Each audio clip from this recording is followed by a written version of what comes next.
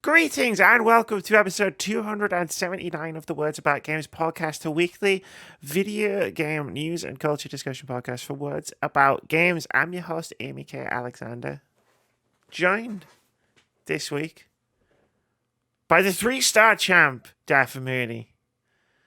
Thought you could wear a different t-shirt and I wouldn't notice, but I noticed. I'm wearing a different t-shirt? Well, because I wrote Hot Tuna in the thing. Oh, did you? But I was like, it's not Hot Tuna. Oh, you did. 3-star champ. Cool. I got a new Funko, Amy. I'm shocked. No, we haven't even gone out. We're not supposed to be going out for a week. There's a thing called Amazon. Okay. Jesus, hold your horses. I'm just around the corner. But anyway, hello everybody. It's Monday. You know what that means, even though it is Sunday and it's Halloween. Happy Halloween to all of you. It's the gaming time, Amy. It's time to get into this. So we've both agreed a 10-minute episode so we can get back to supporting our friends over on their Twitch channels. And well, you're going back to drool on somebody, but we'll get over that. Drooling. Look, okay. Just be cooler than me. Be cooler than you. You're drooling all over someone. I'm already cooler. It's already. I'm not drooling, all right? And Smashy doesn't need to know that. Okay? I really like his Harley Quinn cosplay. Shout out to That's Smashy. all. Shout out to Smashy indeed. Shout out to twitch.tv/elfdaughter, who's, as we record this, doing a D&D campaign one-shot that we were going to be in, but we couldn't because we had to do this instead. Yeah, they refused to change the date. It's almost like a Halloween. We refused to change the date. I think that was both, right? Pretty much. Yeah, but in a nice way. yeah, definitely in a nice way. Definitely. And shout out to twitch.tv/LunarMothwings. He's doing an amazing cosplay tonight. And shout out to Jed Medforce, who's also doing an amazing cosplay, who should be on next week's episode. Amy. You know what? Fuck it. Shout out to twitch.tv/TinySharkPlayers because she's cool and she's my friend. Why not? Let's just do it. You got any more? Let's keep going. Let's keep it going. Twitch.tv/Mr. Badbit, or is that Trophy Room? No, it's Mr. Badbit because he comes Mr. into the Badbit. Stream sometimes and chats. Yeah. So. He's cool. He was on the podcast with Twitter.com's Mr. K-Step a few weeks ago to talk about PlayStation stuff, and it was awesome. It was one of my best episodes. You should check that out. Yeah. I've got no more. I've probably got loads more, and people are going to be like, why didn't you say me? And I'm like, because that was very spur of the moment, and I'm very terrible at remembering. I'm so bad at remembering things. I remember to dress up today. Yeah. This is the first time I've ever worn suspenders. Suspenders are cool. Suspenders are cool. Johnny Wager's Doctor is cool. Apparently, the latest thing that dropped today is apparently good.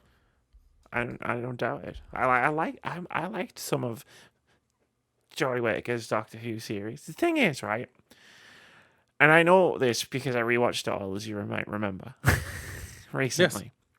Is that like a lot of Doctor Who, for Christopher Eccleston, all the way through to Jodie Whittaker is just not very good.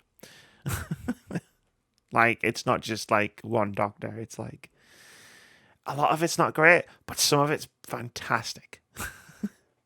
And once you come to terms with that, you'll have a much better time watching Doctor Who. Yeah. So I wasn't criticizing. No, I know, but I've been holding that in because like I've been wearing this all day, Mooney, and people have been telling me what they think, and I'm just like, I don't care. Why would you think I care? I'm wearing the costume. I obviously like it, and I feel like I was holding on to that. You were holding in the grudge to unleash all of your power. Yeah, it's like, why would you come up to me and say, like, I don't know, this isn't true because I really like Castlevania, but Luna is currently streaming dressed as Lenore from Castlevania, and like, I'm not going to go up to her and go, yeah, Castlevania, I didn't like it. Castlevania sucks. Castlevania sucks. Like, why would I say that? So why are you dressed like that? Because it sucks. Sucks. So why are you dressing like that? Yeah, so why are you dressed like You that? should dress as something. You should dress as something that's awesome. Should've Like dressed- me, I'm dressing as myself because I'm awesome. Yeah, agreed. Right? Should have dressed like a better vampire, like Spike from Buffy the Vampire Slayer. You know what I mean? Like, what's the point? You know, just like Spike was an awesome Spike vampire. was a cool vampire, but what's the point in that discourse? And besides, I like Lenore and I like Castlevania, so none of that was true. I'm using it to illustrate a point. Moody is awesome. I don't know. I lost the point. I know.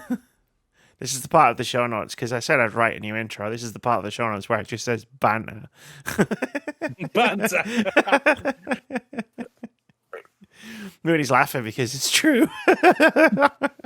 Let's banter. This is banter. That's the best word I can use to describe it before we do the whole thing that I've written. So that's our episode. 10 minutes in, ladies and gentlemen, and everyone. I hope you've had a great time. Let's get back to our Twitch channels. Bye. That's good. Yeah, I'm gonna go and spend some money on some bits. Excuse me. Just some bits, huh? Yeah. Well, then, because if I do bits, my messages get read out on the stream. Okay. That thing I said when I was doing my subscription redo thing. That was literally robot voice read that out on stream. I told you I went in there with no chill whatsoever. You have a chill? No, I've never met chill Amy. No, I don't. Thank God. Remember the Nellie's butt incident? I was there. So yes, I forget most things, Amy, but I'll always remember that. By taking a picture of Nellie's butt. And yeah, that was the one and only thing I did. Yep. So I don't know, like, the only thing I haven't figured out with this new intro is how to segue from whatever the fuck we're talking about, in this case, Nellie's butt, to the actual serious stuff that I've written. Tweeted out. We talked about this, and this, and at Nellie's butt. Should I? I'm not going to do that. I was like, should I make a timestamp? No, I'm not going to make a timestamp. You can only imagine it. I might ask her to just watch the first 8 minutes of the podcast. Just let me know what she thinks. What's wrong with me? What is wrong with me? I don't know. Every Monday at 8 p.m. we sit down and talk about what's going on around the games industry. We review some games. We tell you all about what's coming out this week. And we try to guess some review scores in OpenCritic head-to-head. You can get the video podcast at youtube.com/wordsaboutgamesuk, or the audio version on a variety of platforms, including Anchor, Spotify, Google Podcasts, Apple Podcasts, and more. There's timestamps in the description wherever you get your podcasts. If you want to hang out while we play games, yeah, that's what it says. Head over to twitch.tv/wordsaboutgames, where this week we're streaming. I'm streaming. Tonight, Monday, not Sunday, Monday tonight, 9:30 p.m. I'm playing Inscription. I accidentally beat the card game part off stream because I was like, I need to practice and like learn the card game because I was stuck on it. And I instantly got a cheese combo and I got through the whole thing and I beat it and I can't go back. And there was some stuff, and now I'm gonna have to do like some sort of dramatic reenactment. You should have just recorded it. I was just practicing. I was like, I need to get better at the card games so I can get through it. And I got through it. You got too better. You got too good. I didn't. I just got really stupidly overpowered cards and melted the last boss. But you'll find out how tonight at 9:30 p.m. when I do a dramatic reenactment. Don't miss it. I've been thinking of it all week. On Wednesday at 12 p.m. I'm starting Lost Judgment, and I'm continuing that on Thursday at 12 p.m. with the same game, Lost Judgment. And then on Saturday at 8:30 p.m. we're going to be playing Among Us and probably some other multiplayer shenanigans. Yes. There are no long nighttime streams this week because I have friends and I'm doing things with them. Yes, you are. I didn't delete the old. Should I just keep going? Because I didn't delete the old one from the bottom. There's timestamps in the description. Go for it. Why the hell not? Get the podcast on Anchor and Spotify. Wait, did you do this part already, Amy? Yes, I did. Oh, during the 10 minutes we've been talking, 2 of my lights went out. Oh, damn. I need new batteries. Oh, damn. USB, man. USB. Are we going to talk about the fact that I've got perfect balance now? You have perfect balance. No, well, you don't. You know you're missing a Nintendo one. But we always say Nintendo are off doing their own thing, right? And you need one for a PC. I'm not doing a PC one. I hate PC. PC sucks. You need one I for hate VR. PC. Why would I have PC? You know how much I dislike PC. Yeah, you're streaming. Yeah, you stream off a PC. Oh my god! Shut up, man. That's like, ooh, but yet you live in a society. Like, come on, man. We live in a society. We live in a society. What the fuck? Look, right. Right. See, you can't really see it because I haven't got all lights in all boxes yet. But there's you need lights like mine, just ones that. I don't want your lights. The other ones with batteries that are running out. Yeah. No, I'm good. I'll use the USB ones. Stop playing with your lights like they're nipples, Moody. It's gonna be a classic Words About Games podcast. No, there's a hole in the Nintendo, or a gap in the Nintendo shelf, suspiciously, because I already know what kind of light I'm getting. I'm getting a Nintendo light. Yay! And then a PC light. No. And a VR light. Why would what? No, I don't know. I'm just spewing crap now. What would a VR light? No, this Get intro's one of those Pac-Man things, giant Pac-Man light. It's awesome. I mean, when you say no, this intro's going on too long. We're doing the news. You have to talk about this idiot. We have to talk about all these idiots because that's what we do. True. I literally just read a whole thing where I said this is what we do. That's true, because we, unlike everyone else in the podcasting news and industry, quote, still talk about the crap that's happening in there because we hold people accountable. Hit it, Amy. Bobby Kotick asks for minimum salary as Activision addresses toxic culture. This is from Danielle Partis over at gamesindustry.biz, who writes, Activision CEO Bobby Kotick has asked the company's board of directors to reduce his salary and compensation to the lowest possible amount under California law until substantial changes are made to improve the firm's workplace culture. In a letter... Excuse me. In a letter... It's almost like I was choking on something there. In a letter shared on Activision's investor relations page, Kotick said he had asked for a pay cut down to $62,500.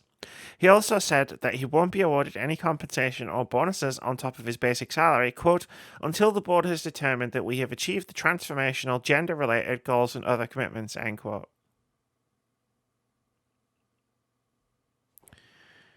My mind goes to a different place when I see the words transformational and gender in the same sentence.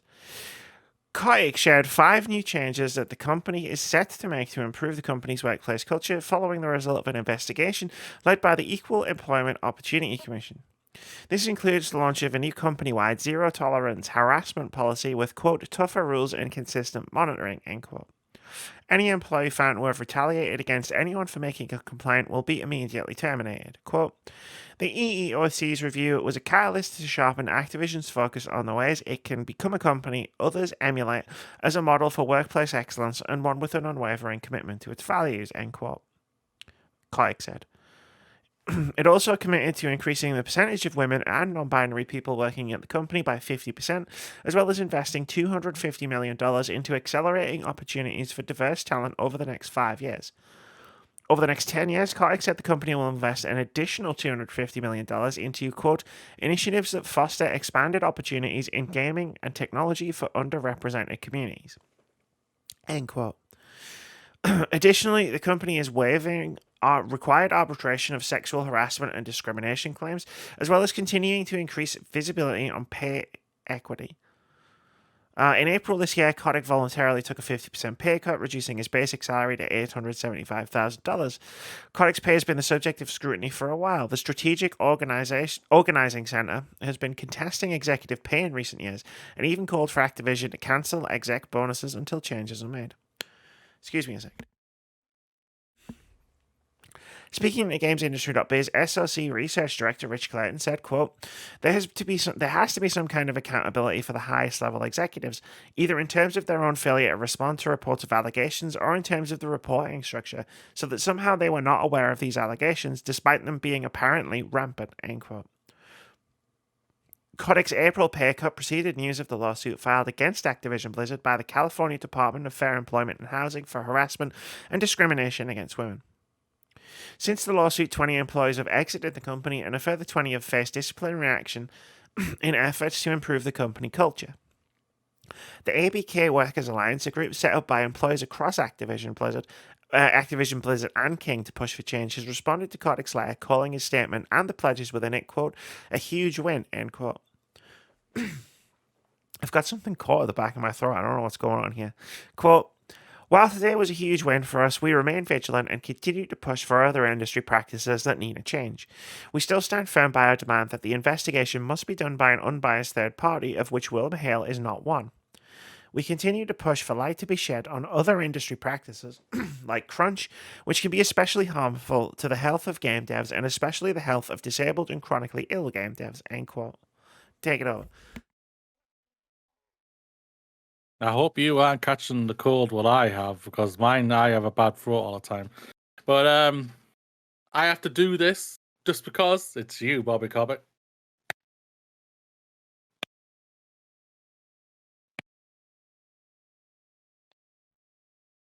For audio listeners, he did a slow clap. Slow clap. I don't give a flying hoot that Bobby Kotick took a pay cut. It is literally the worst. It's just a crap gesture from a person who literally took over $150 million last year, while also firing hundreds of staff at the beginning of the year. Either way, I will take my cap off a little bit to that they are actually looking like they are trying to do stuff. But at the same time, I will also state what I said last time of that you can't trust the people who were in charge of all the crap to fix the crap that happened. Yeah. They are doing something that is fair. It's better than another company that we're going to talk about shortly. But at the same time, it is okay. Yes, they are doing something. I am happy for that. And even like the better Activision Twitter even says themselves they are happy with what's happening and everything like that. They want more still to happen, which I do as well. I'm sure Amy does as well. Things should still need to change and everything, but at least they are doing something. Is it a small gesture? It's not even a small gesture. It is a pinch of salt gesture of what Bobby Kotick is doing with his wage and everything like that. But can't deny it. They are doing something, and at least that's what we said. Just do something. You've got them. We said last week, you've got the effing money to do this. You have. We know they do. That's the thing about it, to try and do something. Should they be putting more money into trying to raise diversity up even faster than 50% and inclusion and everything like that? Yes, they probably should. There's no doubt about it, but you still have to take a win when we can, and I think this is a win, but it's like a small win still. First off, it sounded like you said Bobby Kotick at one point in the left. Did I? It sounded like it. You probably didn't. I just thought it was funny. I might have. I mispronounce his name all the time. Bobby Cockhead. Like, okay, Bobby Kotick's going to take a pay cut to 62, whatever. Like, he's got enough money. He could take no money. He could earn $0 for the rest of time. Like, not even the rest of his life. Yeah. For the rest of time until the universe collapses in on itself, and he'll still have money and be rich. Like, sorry, that's how money works. Like, especially when you're a millionaire in capitalism. So, like, whatever, don't care. Like, it all sounds really nice. Like, that's the thing about it's good, isn't it? It's like you read it out and you go, "Oh, that sounds really good." That's why like, I still say it sounds like it is a win, but it's a very small win because it just sounds all of these great things. But are they actually going to do these things? Because for all we know, in the next year or two, we'll hear Activision actually did fudge all, and we all now hate them again. We have to get onto them again, and we'll still be the only ones who bloody talk about it. What do you mean again? Like, we'll just be sitting here like. What do you mean again? We haven't shut up about it for 3 years, you idiots. Where were you 2 years ago? Like, yeah, it's like it all sounds really nice, but like I don't have the benefit of the doubt left to give to a company like Activision Blizzard in terms of like what they're gonna do. Kotick still works there. Fran Townsend, the torture apologist, she still works there. Like, they still, Wilbur Hale is still involved. Like, I don't trust them.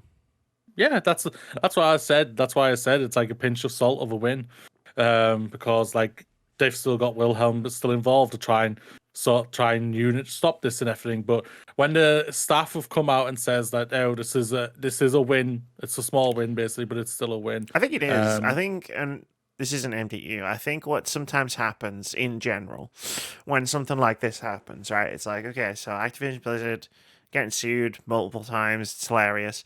And then they've come out and they've said this stuff.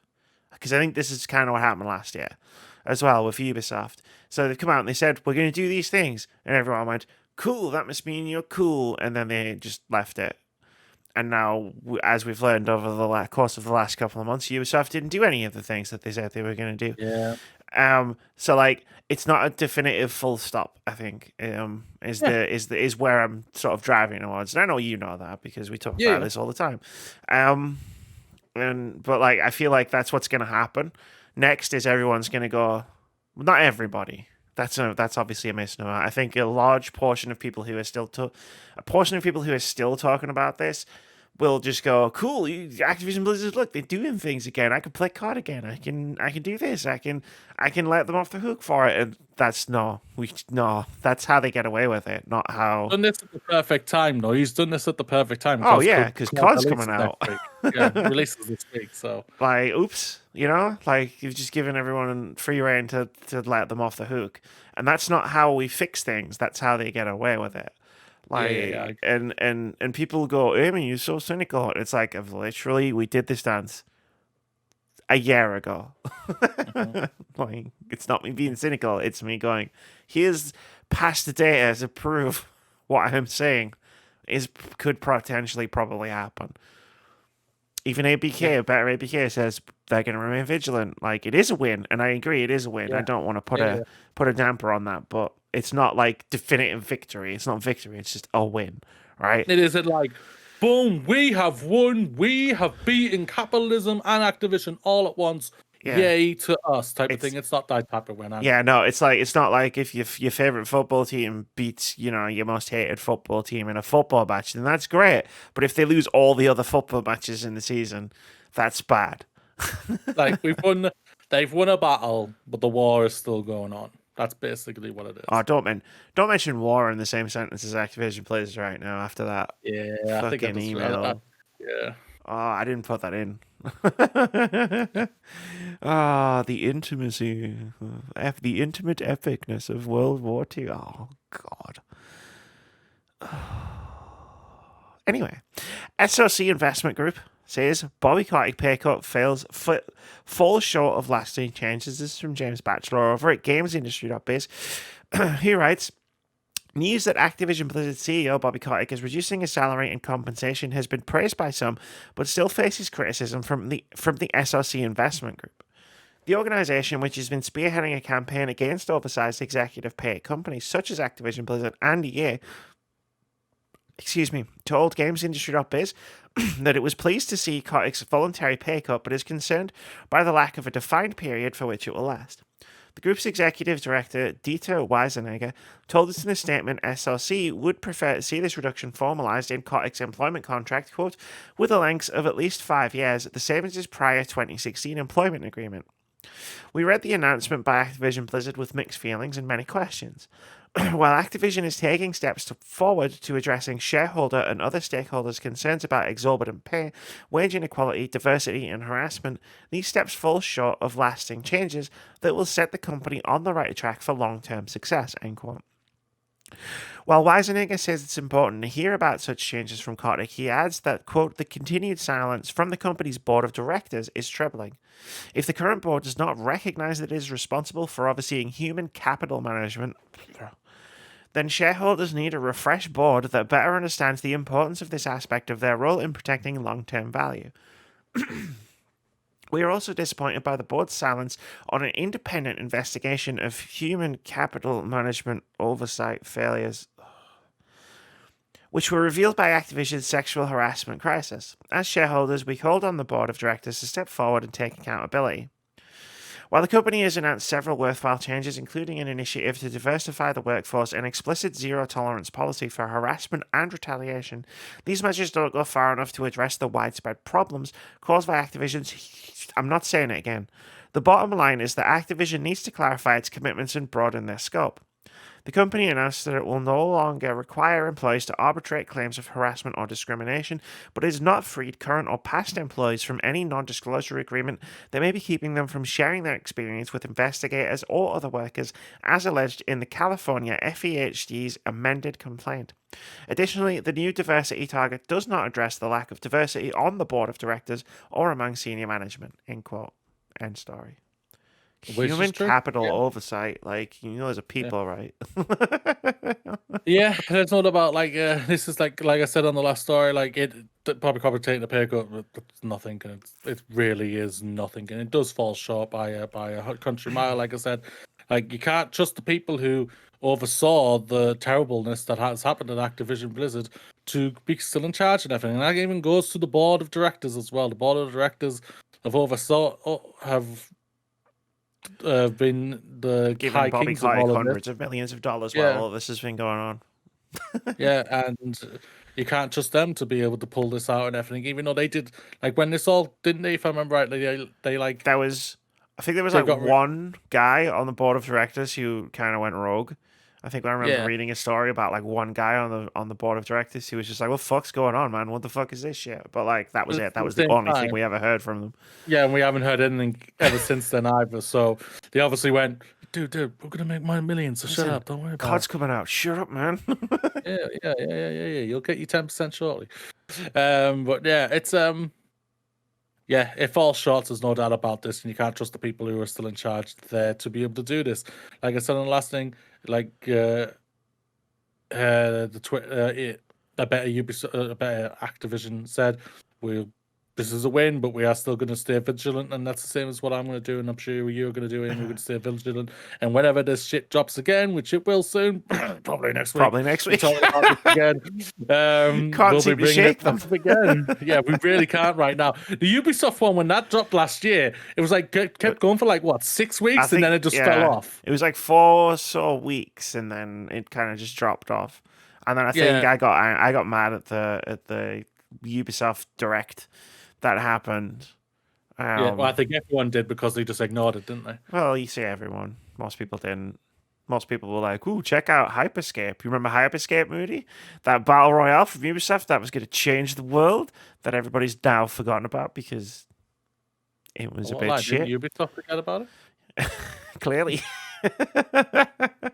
But yeah, no, I thought this was an important story to follow up on because it touches on some stuff that the original story didn't, from a different perspective. As much as like I vomit in my mind every time I read things like human capital management, like it brings up some interesting points that like even I hadn't considered until I read it, because obviously I read a lot of news stories, like way more than I bring to the podcast.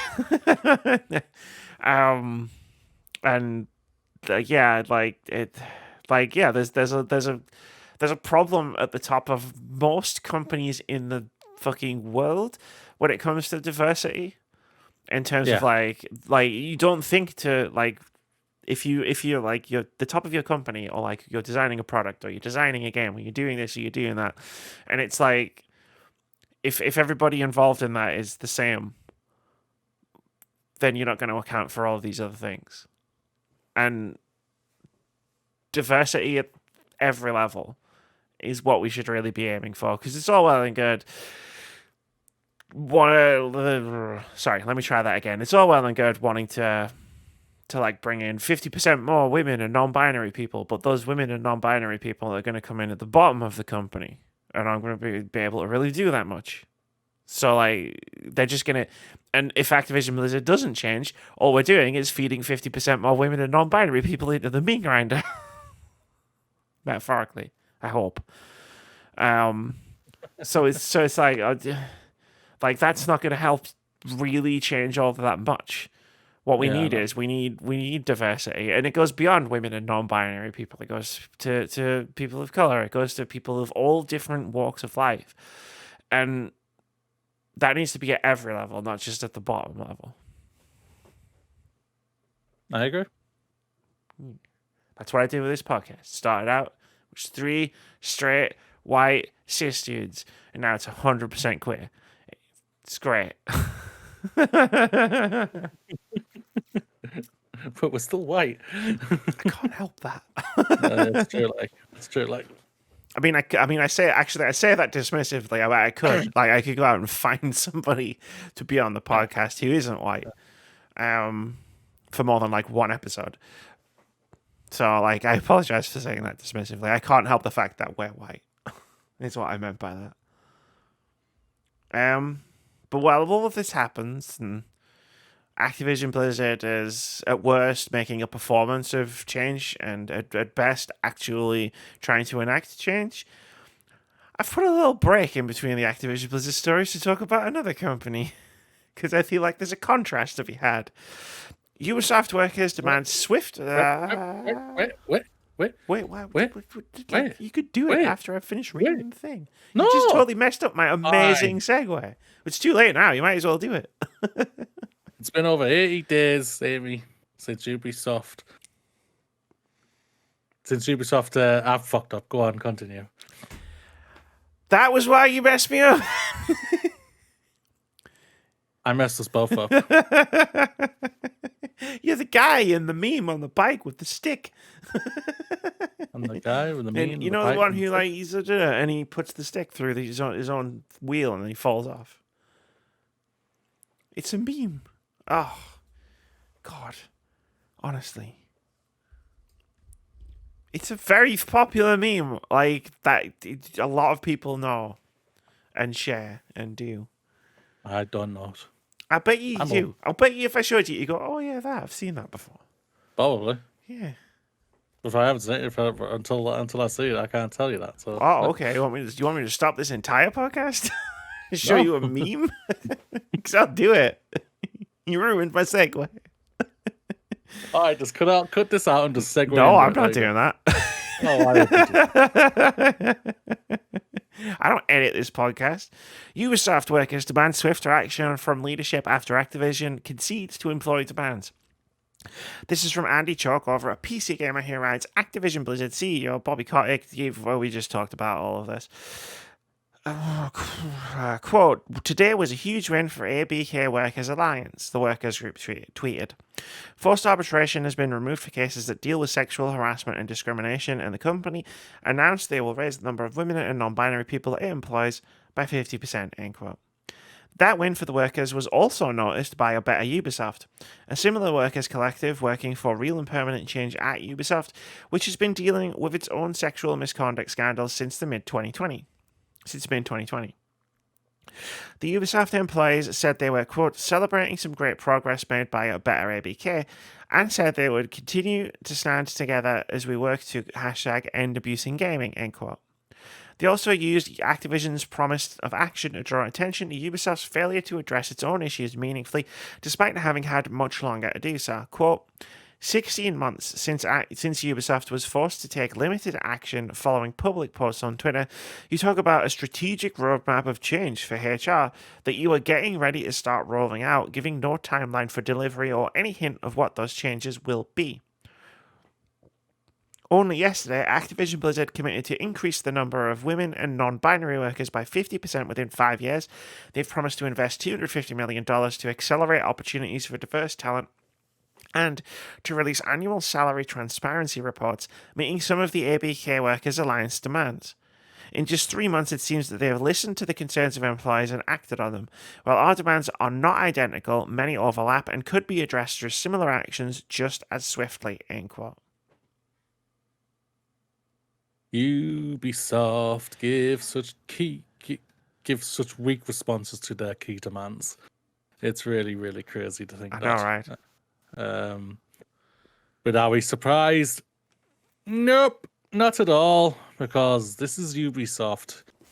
Same thing as Activision. You cannot trust the people who are in charge. You need to get rid of them. You need to leave or be sacked or sell your company. I don't really give a flying hoot anymore. To get any real response here. They do not care at all, Ubisoft. They really don't. They've thrown out 2 games now, and everyone's talking about them, and that's all they care about. They're not getting talked about in the way that they should be getting talked about. And it really, really, really, really, really, really sucks that we can kind of quote unquote say, well done, Activision, a little bit. A little bit. A little bit. Tiny little bit. I mean, into the thing where you're saying, well, we can well, Ubisoft, well done. Ubisoft, you already are. They've literally shown you how you can meet some of your workers' demands. Yeah. Activision Blizzard have literally done better than you. I'm going to read that back again. Activision Blizzard, Ubisoft, Activision have literally done better than you.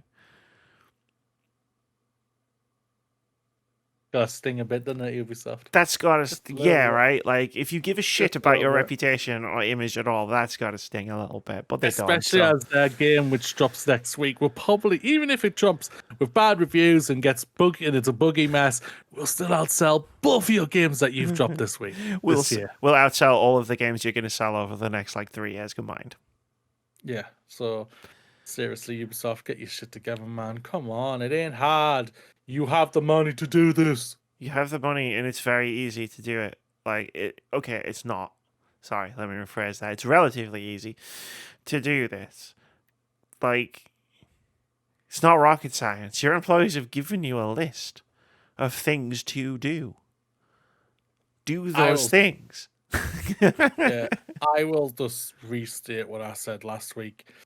Activision Blizzard staff, you can see they're doing something. Yes, it's a small thing, but they are doing something. Ubisoft staff, they are not doing anything.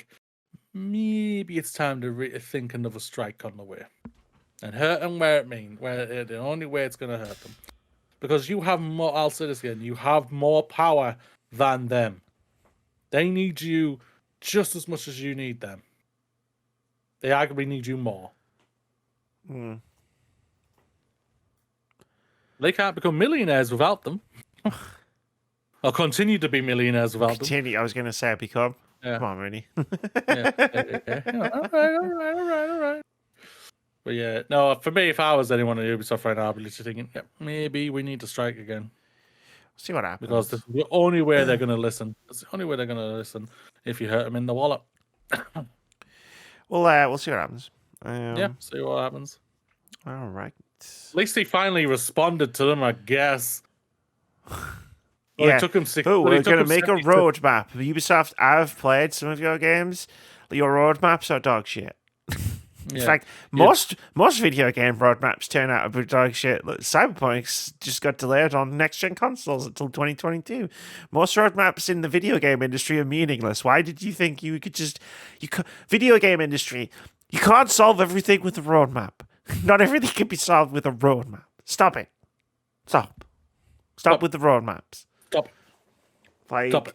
That's like me saying to you, Moody, when I gave you this plan for what I was going to do, streaming on Twitch, podcasts, changes to how we do reviews and stuff like that. If I had just said vaguely to you, I'm going to make some changes, What are they going to be? Don't worry, I've got a roadmap. I need to see the roadmap. Yeah, right. I came to you with here's all the thing, here's all the information. Like, what? Why can't they just say what they're going to do? Even Activision, and I'll read this back again. Even Activision Blizzard said what they were going to do. Whether they do it or not is another thing, but they said it.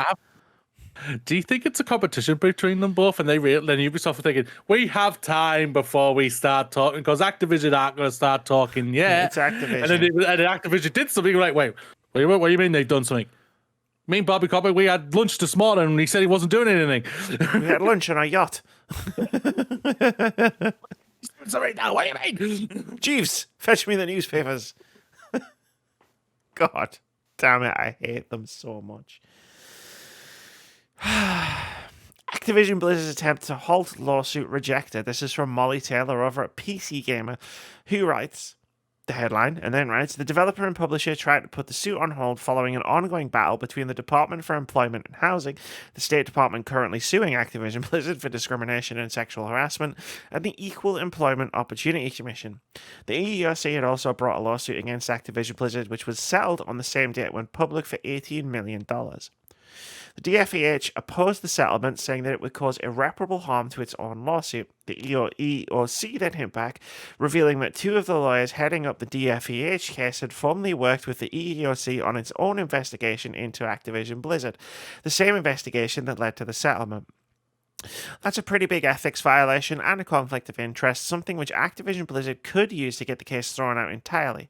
It's tried to use this hiccup to its advantage, arguing that it needs time to investigate the EEOC's accusations, but it seems that the LA County Judge Timothy Patrick Dillon is having none of it, rejecting their request to stay the suit. No reason was given for the denial. The rejection won't likely deter Activision Blizzard from using the whole mess in its defense. While it hasn't been able to buy itself any respite, the debacle can still be used against the DFEH as a way to cripple its suit. It's been a long and arduous few months since the suit was filed, and an outcome seems unlikely anytime soon, though lawyers have offered up their opinion in our timeline of the lawsuit, which I guess I didn't copy-paste here. Probably because I feel like if you've been watching this podcast, you know the timeline of the lawsuit. We even stopped talking about it. That's true. Well done, Brett. Well, we're back to talking shit about them. They only give us 10 minutes to get that sorted. So well done, Activision Blizzard. That might be a record for you. But no, it's good the judge stopped them getting it rejected and everything like that. So keep on trucking, lawyers. I'll just say this: get the bastards. Get the bastards. I hope so. It seems like the lawyers are fighting each other, and they should be fighting Activision Blizzard. Yeah, like that's true. One side's like, "Oh, we're going to sue you because of all this bad stuff," and then another one comes along and goes, "Well, we're going to sue you too, and we're going to get fuck all money out of you because we got $18 million and you made like $4 billion last year." But we're going to settle for $18 million. And while we're at it, we're going to take a fucking shotgun and we're going to blast a hole in this other lawsuit case. And then the other lawsuit case was like, "Yo, what are you doing with that shotgun, guy? Like, why can't we work together?" Like, and then the first person with the shotgun was like, "Yeah, and here's some ethics violations that'll help Activision Blizzard." It almost feels like the EEOC just went out of their way to just save Activision Blizzard. Now that I've used that metaphor, that really bad improv metaphor, to really work out what's happening, I feel like the EEOC might have just been like, "Yeah, we should probably try and save these guys a lot of hassle." Because this ethics violation, PC Gamer Molly Taylor, who wrote the story, is right. This is an ethics violation. It's quite a big conflict of interest, and it could sink the entire lawsuit. Maybe not now, because the judge has decided to hear the case, but Activision Blizzard can still use this in court to defend itself. Yep. And this could just fuck the whole thing. So, yeah, great job, lawyers. Keith used to say when we were on this podcast, we used to talk about stuff like this. The only people who benefit when companies start suing each other are the lawyers, and I feel like he's right. I mean, I said that at the time. It's not like some revelation, but it's just like, what's the fucking point in any of this? Like, Activision Blizzard can get away with everything we heard about in July. It's been 3 months. Good God. No wonder I'm so tired all the time. Yeah. everything that we heard about when the DFEH filed the lawsuit and everything that came out since, and Activision Blizzard is probably just going to get away with an $80 million fine and a pledge to do better. Yeah. And they're saving so much money. Like, they're not giving Bobby Kotick got $150 million last year. They're not giving him $150 million this year. That's a net profit right there. The company just made a fucking $100+ million. Yep. And you're telling me like, oh, Mooney, I'm getting wound up. You are. Because it's bullshit, man. Like, yes. Oh, I hate this society so much. Like, if you do bad things, there should be consequences. And yeah, you know, if you're rich enough, there's never any consequences because this fucking whole fucking world just wants to destroy itself, apparently. Yep. Exactly. It's crap, like I say. There's not much more I can say. I mean, I think you said it all. Did I? I don't even know what I said. In honor of Keith, allegedly. Allegedly. Did I say anything litigious? No, we just have to say it just because we said his name. Oh, okay. Like, sorry. It's like when we invoke Keith, we have to like... Yeah, if we invoke his word name, we have to say allegedly. We have to invoke his catchphrase. Yeah, allegedly. Oh, God. Next year's BlizzConline on... I hate that name. BlizzConline. Like... it's not clever. Next year's BlizzConline on pause as Activision Blizzard looks to reimagine event. This is from Matt Wales over at Eurogamer. He writes, Blizzard, which remains embroiled in a messy legal battle, you already know all this. BlizzConline, which debuted this February, is a digital-only replacement for Blizzard's annual BlizzCon live event in response to the coronavirus pandemic, was due to return early in 2022 after the company opted to cancel BlizzCon for a second year running back in May. Now, however, Blizzard has announced it's made the tough decision to, quote, take a step back and pause on planning next year's BlizzConline at this time, end quote. The company explained in a statement, quote, we feel the energy it would take to put on a show like this is best directed towards supporting our teams and progressing development of our games and experiences because all our staff are leaving. That part wasn't the quote, that part was me. Quote, additionally, we would also like to take the time to reimagine what a BlizzCon event of the future could look like. The first BlizzCon was held 16 years ago, and so much has changed in the time since. Whatever the event looks like in the future, we need to ensure it feels as safe, welcoming, and inclusive as possible.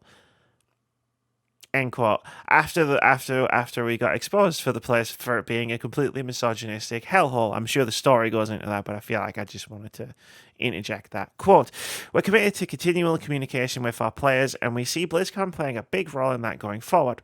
We're excited about what we'll do with the event when we revisit it in the future, end quote.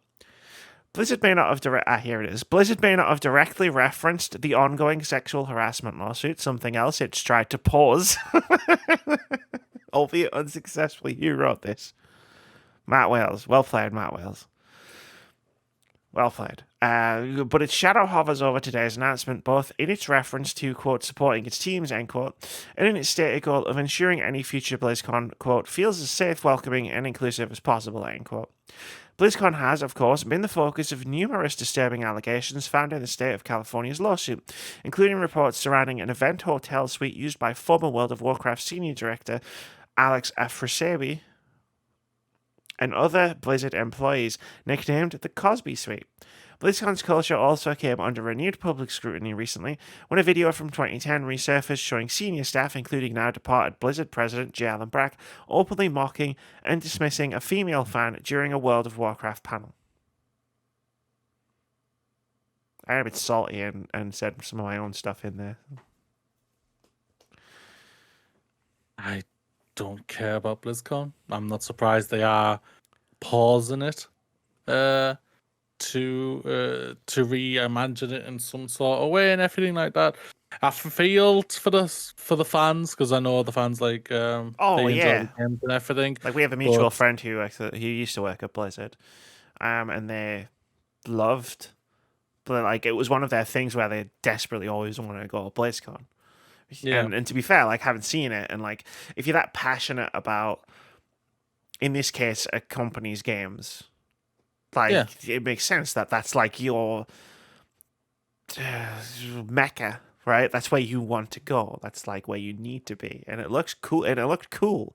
I mean, admittedly, we now know it wasn't cool for a lot of people, but it looks really nice. And I'm sure there are plenty of people who went who didn't have terrible experiences with any of the stuff that we just talked about. I mean, I didn't bring this up because I was like, "Ooh, they've paused BlizzCon line," but more just the second half of the story, where it's just like, "Hey, remember all this? Remember this? Remember context?" Yeah, it is. It's like I feel for the fans, but like it. I'll also say this: I think it's a good thing they are pausing it. They needed to at the end of the day. They couldn't. They went. They went it after the debacle that happened with BlitzChung.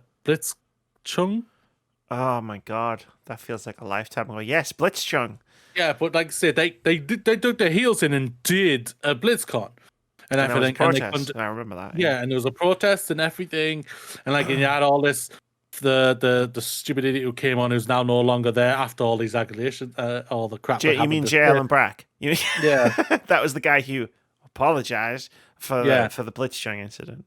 Yeah, and everything like that, and they should have probably paused it then, just to say we got it, like we're gonna get heat like here, so just take the hit, reimburse everyone, and just take the hit. But we know they were never going to do that. But either way, yeah. And now obviously they didn't do one because of the pandemic last year, and they're not doing it again this year, which is a good thing. Like I say, you're taking a hit right now, Activision Blizzard. You're taking one hell of a hit, and it's no doubtly, like we've already said and stated, it is deserved. You're taking this hit, so it's best to take a step back and reevaluate certain things when it comes to your cons or whatever you want to do. So yeah, it's a good thing they're doing it for me personally. I agree. Like when that video surfaced of the was it the World of Warcraft panel? Yeah, that was just like, and that's it's thick. That's part of one of the things we've been talking about, where it's just like, this is like, I didn't like the term frat house culture, like when the news story started breaking, because it almost it's almost a term of endearment, you know. It's almost like a term that lets them off the hook a little bit. Oh, it's just a frat house. It's like boys will be boys, right? I don't like that term either.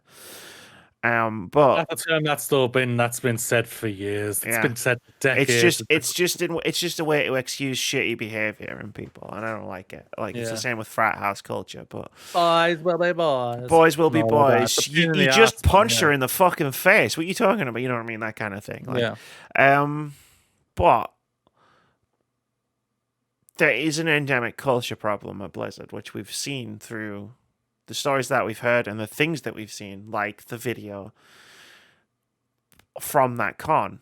Because if those people on that stage were comfortable saying that at a panel that was being recorded in front of people, that's what they were comfortable saying in public.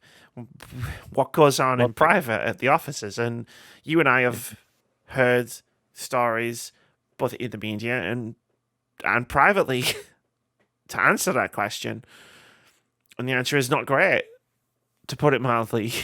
Horrifying, traumatizing things happen behind closed doors at Activision Blizzard, and part of that is or was, I suppose, because there hasn't been one for a while, centered around BlizzCon. So I think it's good that they're pausing it to reevaluate what BlizzCon is going to be in the future. Please don't call it BlizzConline. I hate that name so much. I agree. Mooney, I want you to take the lead on this, because it's just a headline. There's no story, and we're just going to talk about Halo Infinite. I want you to take the lead on it. As the number one Halo fan on this podcast, you must be, because you're buying the special edition Xbox Series X console. Clearly.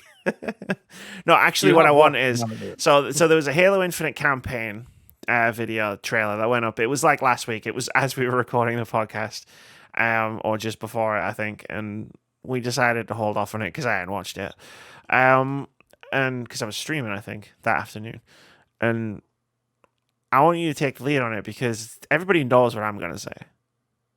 Because I love Halo. But you have an interesting history with Halo where you didn't really play most of them until last year. So I want to know what you think. And I think that's a better discussion.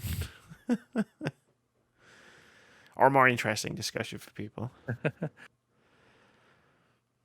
Taking the year off, there's no doubt about it, has helped Halo Infinite. Definitely. There's no doubt about that. I'll take my cap off to them. It's just like we've said this multiple times, but Jesus, how bad was the state of this game at the last year? And they were holding firm to putting it out last like year. When they put out the video, they were like, "It's definitely coming out this year," and we were like, "Are you sure?" Yeah. Craig the Brute. Yeah, it looks visually stunning, and it looks like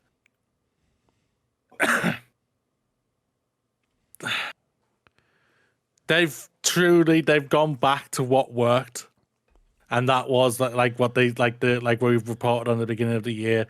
The Halo guys who made the first 3 Halos have come back, and you can see it in this trailer. But on top of that, they've also added things to this game that makes me go, I don't want that. And that's all. I'm just gonna say it. That's the Far Cry crap. The open world. That's the Ubisoft crap doing faction little areas, the little town parts and everything like that. And I'm just like, no, I don't want that. Just give me a stupid linear story.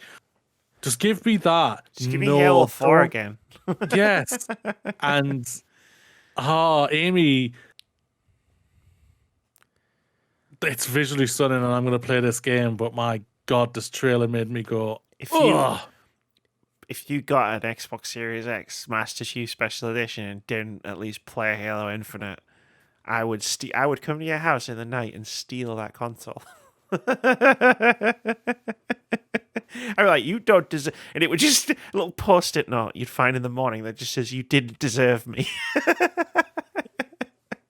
I'll be like, swear, I think my Xbox just walked off. My Xbox just left. It just ran away from home. Yeah. So go on. No, I mean to back you up a bit here because played all the Halos, loved all the Halos, and I'm gonna be fine, right? This game has multiplayer, and my Halo multiplayer is something I'm always there for, so I'm gonna be fine either way. I was fine when Halo 5 came out and the single player campaign was bad. I'm done pussyfooting around. It was bad. There were 3 good levels. Those were the Master Chief levels. I don't know why all these other levels were in the game. They were bad. It made the game bad. Also, why do I have to read novels to fucking understand the story? Come on, 343, what the hell? Anyway, as far as the campaign goes, you're right. I think the story looks cool from what we've seen, the snippets and trailers, since the big reveal trailer last June. Yeah. Time is meaningless in a pandemic. But then it's got all this open world stuff and the stuff you just pointed out. And I'm like, oh no, I don't want that. I don't want that in my Halo game. But I've played 2 open world games in this entire year. I did that on purpose. I don't want them. I don't think I've played any. I don't want open world, and I definitely don't want it in Halo. And maybe I'm wrong, and maybe it'll be really cool, and maybe it'll be like a Spider-Man situation, right? Where it's it's so much fun to play. I use the open world as an excuse to keep playing it, but it doesn't seem like that's going to be the case. Nope. So while there are things I look at the trailer and go, yeah, you're right. This looks like gameplay-wise they're bringing it back to its roots, which is great. Because Halo got a bit lost in the weeds when it tried to sort of be COD and be Battlefield and be other popular first-person shooters and still try to be Halo. Well, I feel like it's trying to be Doom now. I mean, they did just buy Bethesda, so... It comes across very Doomish to me. Master Chief's always... It's always had that... I mean, it's not as self-aware, tongue-in-cheek as Doom, but Master Chief has always been an overpowered protagonist in the same way that, the Doom guy is. Yeah. Like right from the very first game, like the enemies that spoke English in Halo 1 would, like, the grunts would like call you demon, right? But yeah, it's just, I don't know. I think the story could be great, and I think the campaign could be great, but what's wrong with linear games? Nothing. Nothing's wrong with linear games. Right? Well, my favorite game of this year is a linear game. It has story elements that you have to choose, but overall, it's you going in one direction still. Yeah, it's like I watched it and then like it have like and I was so happy when I saw the discourse online because everyone was like yes, yes, yes, and I was just like, well, at least they're happy. That's all that matters. Like for me, this was never going to be for me at the end of the day. Like I have a very mixed opinion on Halo in general. Like personally, I did not like the first 3 that we played. I only started enjoying it until we played Halo 4. Because it actually had a good story. That's how crazy it was for me. I was thinking, Halo 4, whoa, it has a freaking story, Amy. What's going on here? And everything. And then obviously we skipped Wait, there 5. are themes and stakes. What's going on? I mean, there were stakes Yeah. in the first 3, but the stakes were so like hilariously overblown. Minute. It was like the whole universe is going to be destroyed. All right, cool. Like, I Like, can't grapple with that. Like, where's the human element in Halo 4? Had a human element to it. Yeah, oh, it had a serious human element. You actually felt the connection between Chief and Katana. Well, that's why I'm excited for the story of Halo, because Halo 5 was like, I know you didn't play it, so you have no point of comparison, but Halo 5 was such a misstep in the same way that Halo 2 was, because it decided to focus on a completely different character for no seemingly good reason, when there was a good story waiting to be told right there, because you played like 3 levels, I think it was, in Halo 5 with Master Chief and his buddies, who again, you need to read a book to figure out where they came from, but okay, whatever. And that, like, if that had been the story, and you could have had the other characters, Nathan Fillion's character, like all the characters in that other story were pretty cool, but the way the story was told was not great. It's like The Matrix Reloaded. It's a cool film with cool stuff in it, but the way the story's told isn't great. Not the story itself, just the way it's put together. And that was Halo 5's problem. And so, like, all of this stuff about going back to its roots for, like, Halo Infinite, and what's called Halo 6 there, to Halo Infinite, was cool, knowing also that the developer is the developer that made Halo 4. Like, the one with the story that actually tried stuff, and actually went places, and actually, like, had personal stakes instead of just the world, the universe is doomed stakes. And all of that's still there. It's just there's, I don't know, like, open world games stories tend to be paced badly. It takes a really, really specific sort of touch, right, to pace an open world story well. I do not want this game to say I have to unlock everything or unlock a certain percentage to finish the story. If I have to do that, I'm literally throwing the freaking game. I'm uninstalling the game so fast, I won't be touching it ever again. And that's the thing, that's what I'm so worried about. Like, I agree to a certain point where you're saying, I'm happy that 343 is still doing like, they're the ones who did the best story of Halo. But my worry is that they've brought the old guard back in to make this Halo. And that's my worry about it. So my thing is, like, have they now stripped away the story and just made it stupid? And that's my worry about it. I'm really worried that they're going to have leaned more back into the old trilogy of Halo. What was the biggest success for them? That's fair. I can understand why they've done it. I mean, yeah, the original trilogy was obviously But, and you know what? We're going to stream this game sometime soon because I've decided. But the old guard also made Halo Reach, which was essentially the opposite of Halo's 1 or 3 in terms of the kind of story it told. Which we never actually. I enjoyed the banter of the new AI. That new AI, I think she's so coming across really cool. Yeah. And if she has a good dynamic with, I'm hoping. Well, Katana's got to be in this game somewhere. So the old spoilers for Halo 5, I know you don't care, but other people I are know about the spoilers that happened in 5. listener might. It's like the villain of Halo Infinite probably is Cortana because of the events that transpired in Halo 5. That's the missed opportunity I'm talking about in Halo 5. There's even like a cliffhanger ending and everything. So that's the part that has me optimistic about where they could take the story in Halo Infinite, because if you're pitting the Master Chief against Cortana with all of that baggage in history, I feel like you have to work hard to make that bad. Like, never mind, like, work hard to make it good. I feel like it's easier to screw that up. It's easier to do that well than to screw it up, personally. I think it's the other way around for me. I think it's easier to mess this up than to make it better. Like, with that as your central conflict, and, there'll be brutes. There's the brute guy, chieftain guy, who's been in the Atriox. He's been in, like, the trailers and stuff. Obviously, you need a physical, imposing threat in a game like Halo Infinite. But like, it seems like that's going to be the central conflict, and that's a fascinating central conflict. Like, and if they could pivot that off the back, especially of Halo 4, I mean, it's good. The only thing that gives me pause is, like you said, these big, huge, expansive biomes that you explore and no, I don't want that. I want to get in a Jeep and drive down a highway, and Moody blows me up because he's in a tank, and he thought I was a ghost. I did that. Yeah, you did that, yeah. I have one final question on this. Do you think we will see, or there'll be any mention of Locke and his team? So, I think there could be, because the Arbiter was not a great addition to Halo 2.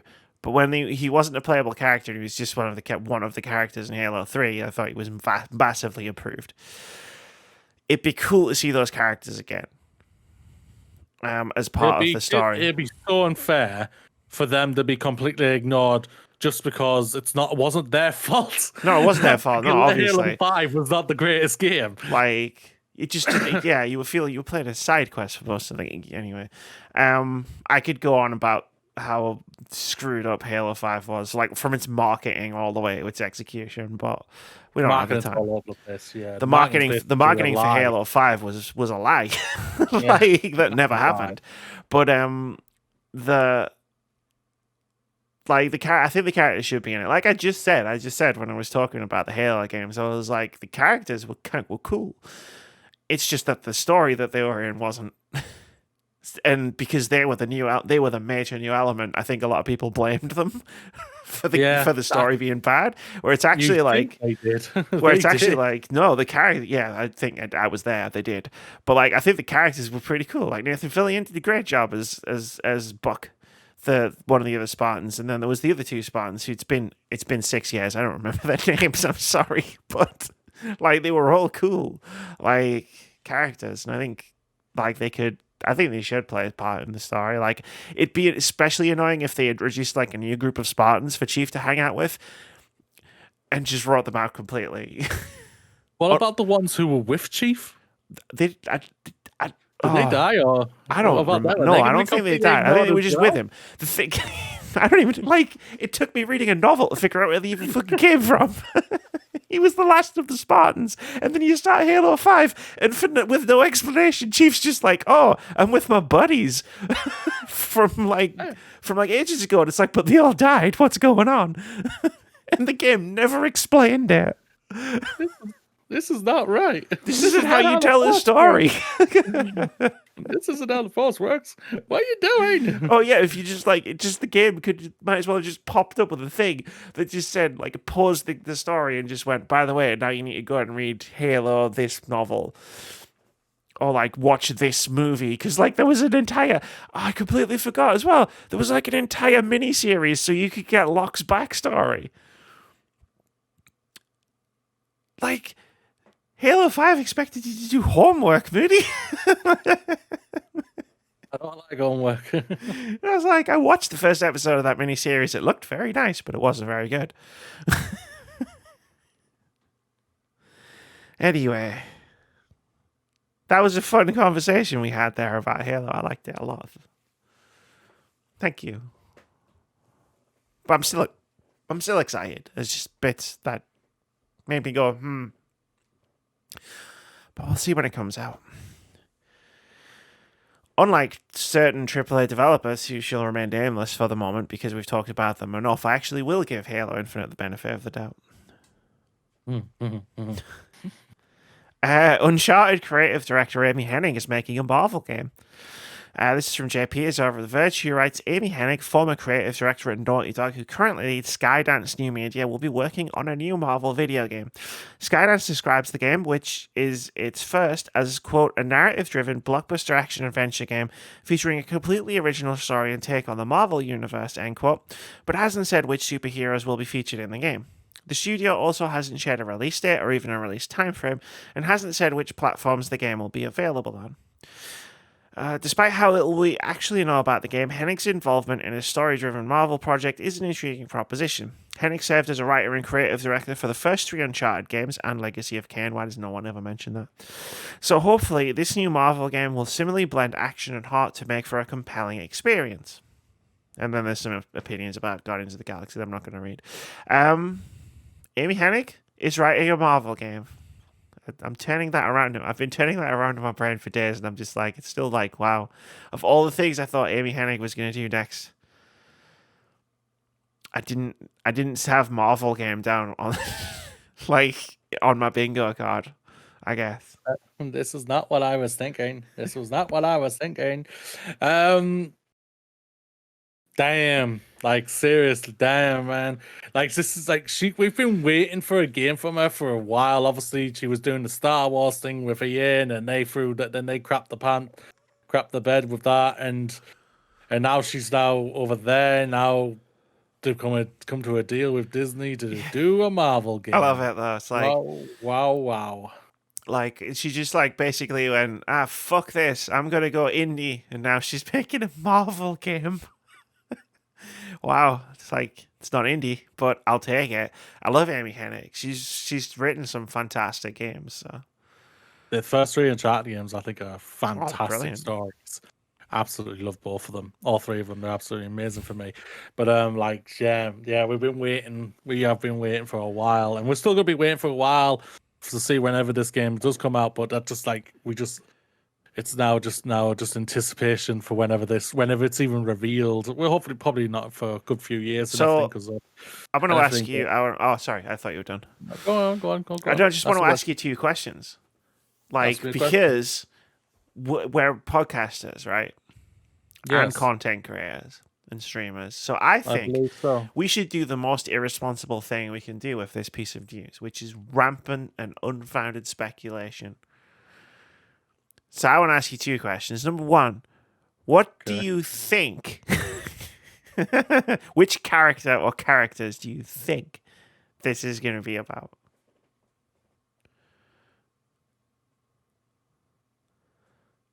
I think it's going to be someone I don't think it's going to be anything mainstream.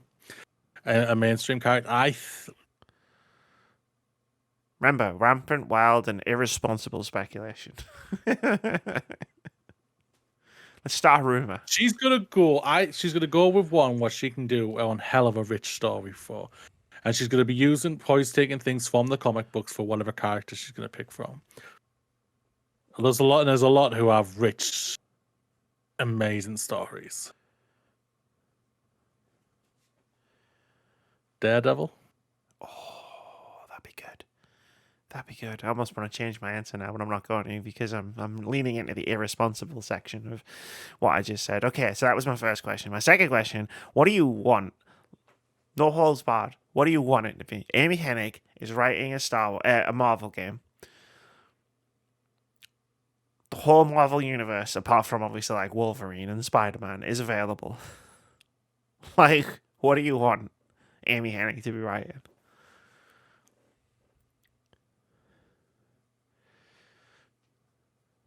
I think.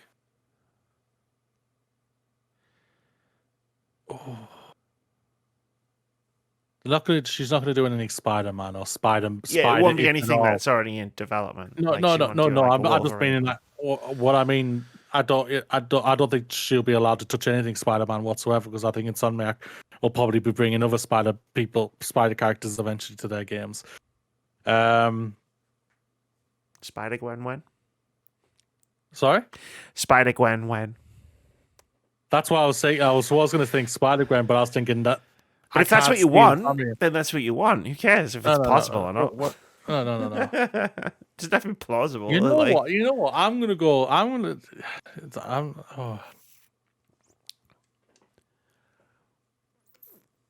Punisher, maybe. I think Punisher could be pretty cool. No, Punisher. Yeah. I can already see the gameplay, so.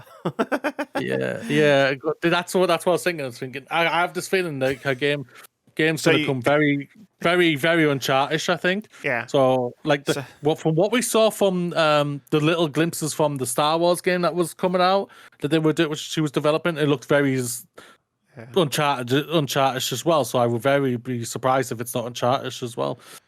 So I stick with what you know, right? You figure that way more seriously than I assumed, which is good. So the one you think is Daredevil, and the one you want is Punisher.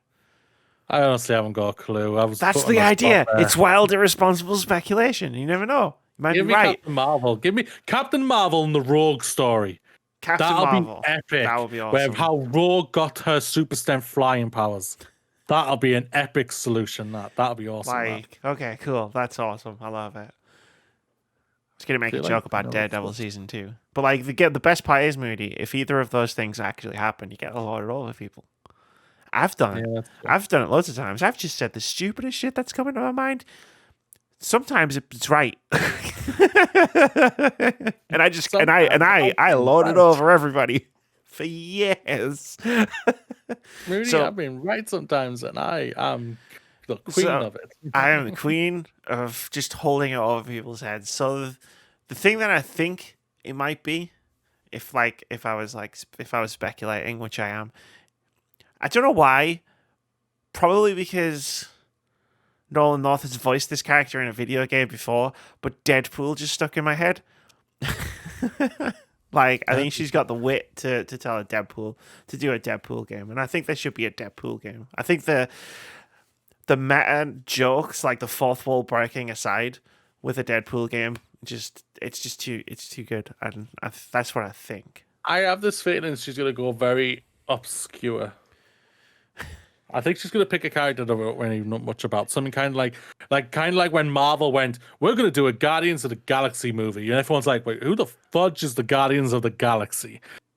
And now everyone knows the Guardians of the Galaxy, and I think it's gonna be something like that. Guardians of the Galaxy, and the thing I want, well, now it's Captain Marvel, but before you said that, Blade. That's what I would want her to do. She's done that kind of story before, Legacy of Kain. I name checked it before, and I just think I just like Blade. That's it. I'm not even gonna try and justify it with Blade's universe is ripe for video game. No, I just really like Blade. I think it's a good movie. I like the comics. Vampires are cool. Give me a Blade game. If it's written by Amy Hennig, cool. Give me Amy Hennig's take on Blade. I'll take it. Peace, man. I'm just gonna throw up things out now. You could go Black Panther. You could do a Wanda Maximoff. You could do Clint Barton, a proper good one, and bring in Kate Bishop. That's her. You could do a Black Widow one. You could do anything, man. You really could. You could do a good Thor. You could do a good lot of things. Yeah, she could do. I think for me, she's gonna go very abstract or obscure. For me personally, but I don't know. She's gonna pick someone I think she's gonna pick a character who's very grounded. I'm going through and I'm just like, oh my god, none of these are fudging grounded, man. I mean, it's comics. Yeah. There is a little bit of a power creep. I think of all the things we said, Daredevil's the most likely. That'd be cool, because like you'd have to do like something with the visuals and stuff, because you're playing a character who's blind, so that could be interesting, like just from a design perspective. You know what? I'm just gonna throw it out here for me because, and he's arguably one of the most famous ones out there right now when it comes to his character. But give me a bloody Captain America game.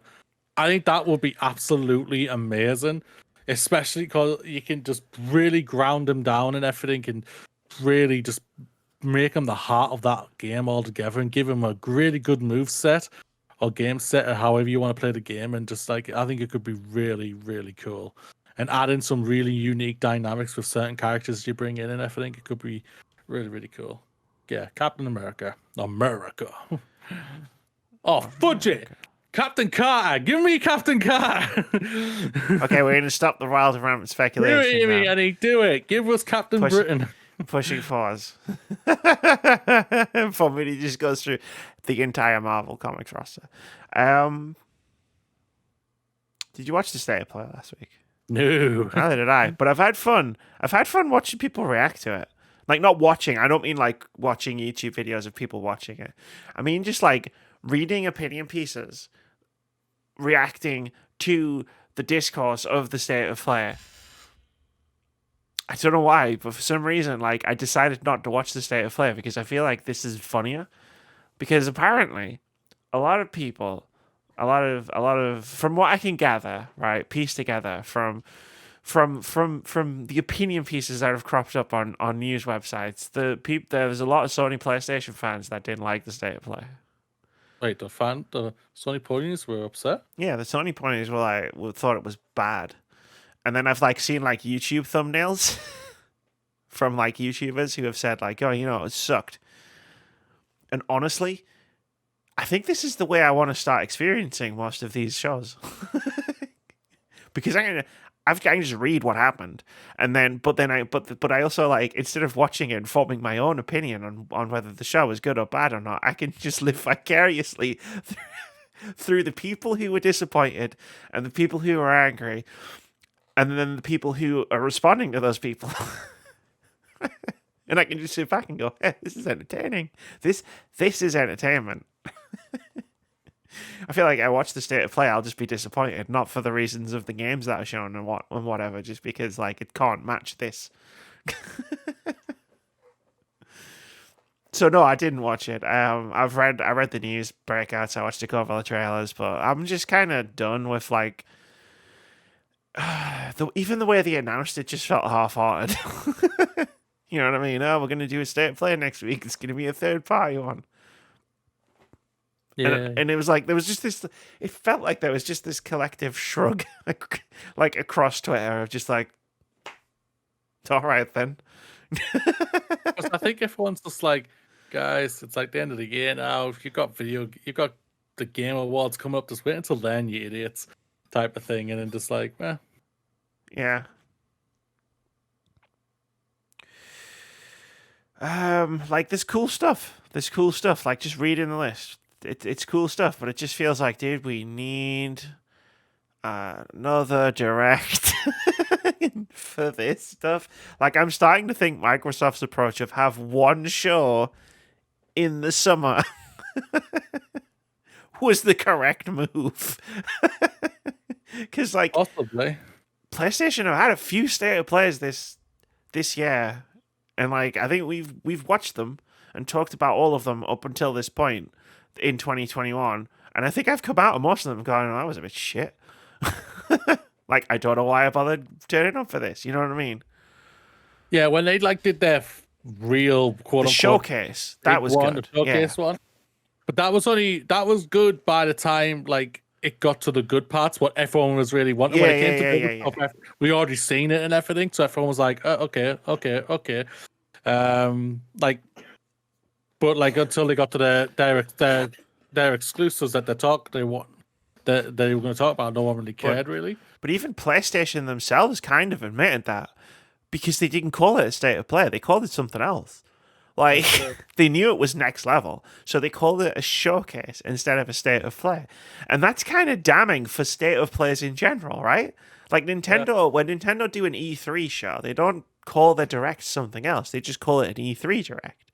Like all of their directs, whether they're the little indie directs or the big main shows that they do like 1 or 2 times a year usually, like, are all the same. They're all called the same. But like PlayStation just went, no, we're going to call this one a showcase because this one's actually going to be good.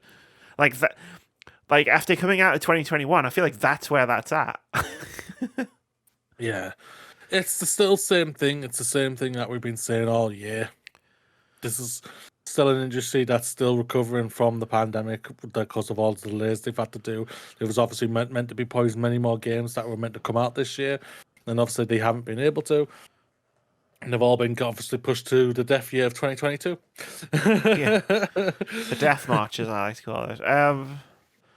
Yeah, like this, like Let It Die. There's a sequel to Let It Die called Deathverse. That was cool. I like Let It Die. It was fun. Like We Are OFK is coming out in 2022.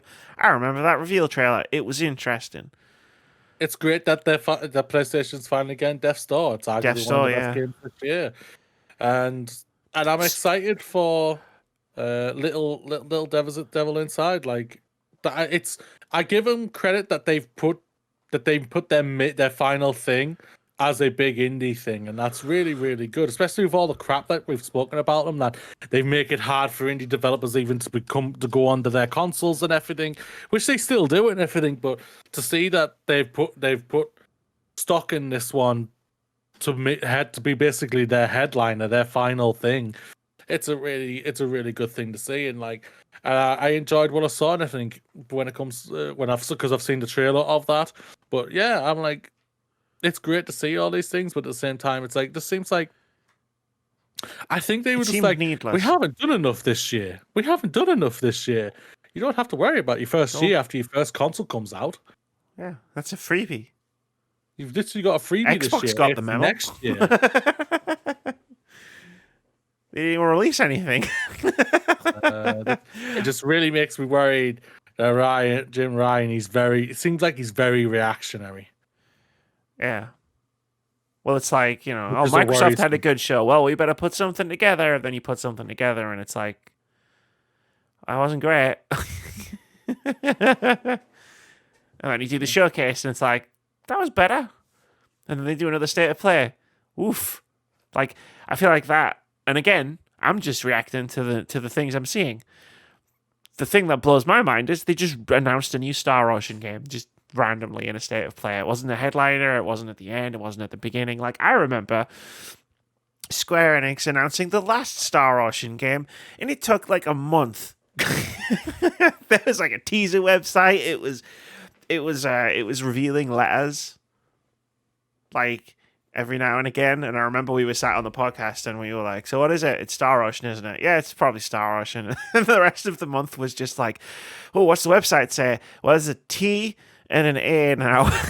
It's definitely starting like it was bad. What I'm saying is it was bad, but like they gave it some importance. Whereas this just feels like, oh, it's Star Ocean. Yeah, all right. Stick it in this state of play. Give it Sony. What? Excuse me? I forgot it was on. Like, I'm not gonna lie. The reason I didn't watch it is because I was streaming. I forgot it was happening. We'd finished playing Phas. We were finished playing Phasmophobia, and I got off, and I was like, I saw like, oh, the state of play, and I was like, it can't be off. But why bother? I don't know. It's a complicated thing because it's like, cool that these people got to show their games off and stuff, but like, I just looked at that lineup afterwards, and I was just like, there's cool stuff there, but did this need to be a 40-minute show? Yeah. That's true.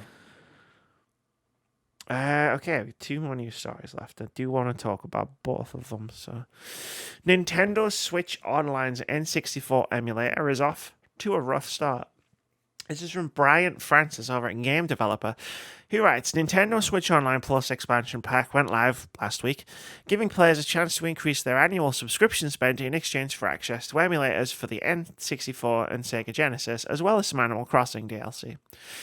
As the sun came up, however, it was clear that Nintendo's reintroduction of its celebrated late 90s console has some technical issues.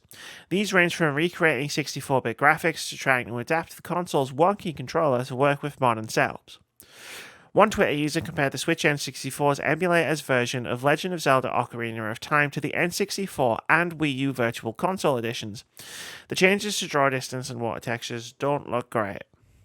While graphical fidelity might slip by the wayside of casual N64 players, other users are reporting technical issues like input lag and frame drops. Then, there's the issue of the controls. The N64 controller is a bit of an oddity, with a joystick at the centre, a D-pad on the left, and the C buttons that sat above the A and B buttons. Confusingly, only 2 of the C buttons are mapped to the Joy-Con buttons, and one of them is the down button, which is mapped to X, the uppermost button on the Joy-Con. It's funny. The issue is alleviated if you purchase a Nintendo 64 controller for the Nintendo Switch, but those are out of stock. Nintendo stumbles with its N64 emulator launch Nintendo stumbles with its N64 emulator launch present 2 issues. First, the company is charging an additional $30 a year to access these services, and it'll be hard to justify that purchase if the games you're getting access to don't run well. Second, it's another misstep in Nintendo's rough relationship with emulation and reliable access to all the titles. It's gone through a lot of effort to shut down third-party emulators while refusing to provide an easy way to purchase and play classic games on modern devices. So, like, if I made a sport of, like, reading reactions to the state of play, like, on websites, like, I could not escape opinion pieces about Nintendo Switch Online Plus expansion pack over the last few days. Like, everyone's got a take on this, as it turns out. So I thought I'd find a news story and put it in, and we could talk about how Switch N64 emulation is a big pile of crap, apparently. I have to ask this, are we surprised? I see the screenshots. Ocarina of Time looks better on the N64. I couldn't believe it. It's like in Silent Hill, right? Silent Hill 2. And then they did the Silent Hill HD collection for the Xbox 360 and the PlayStation 3. And they took the fog out because the fog existed on the original game because of the technical limitations of the console. So it was there to hide the distance. So the developers on the 360 who didn't have that limitation took the fog out because they didn't have to worry about draw distance. The problem is the original developers didn't put anything behind the fog because why would they? So you just saw these unfinished textures everywhere.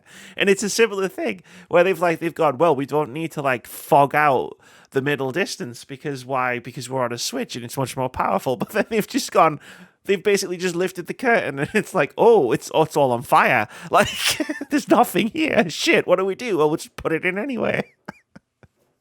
And that's just one part of the shit show.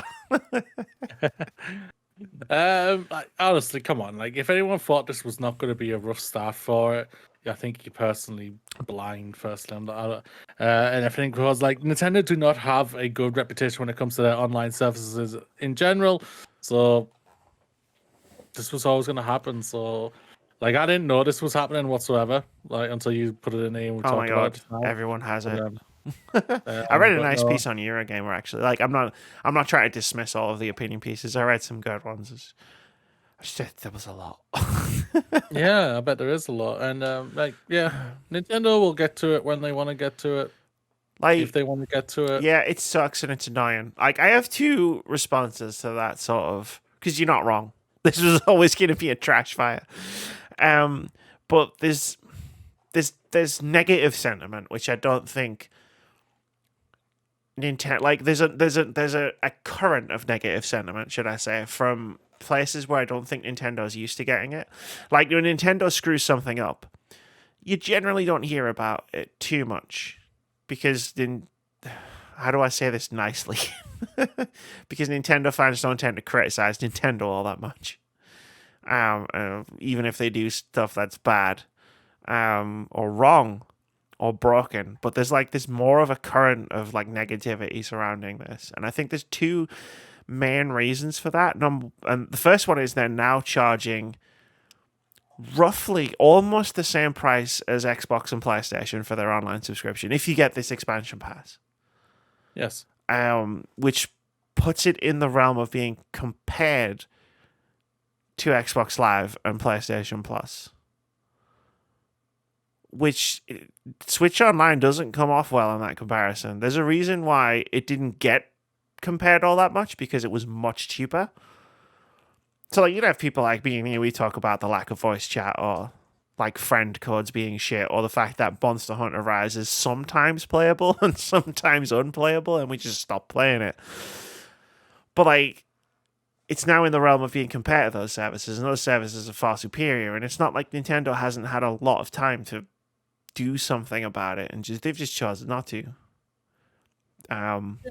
That would be my first. The second one would be that, like, this isn't, like, I get what you're saying about, like, it was always going to have a rocky start, but, like, they've been emulating games for years, because they've been doing the NES and the SNES stuff, like, and I know N64 is a different console, but, like, if it's not ready for the show, don't release it.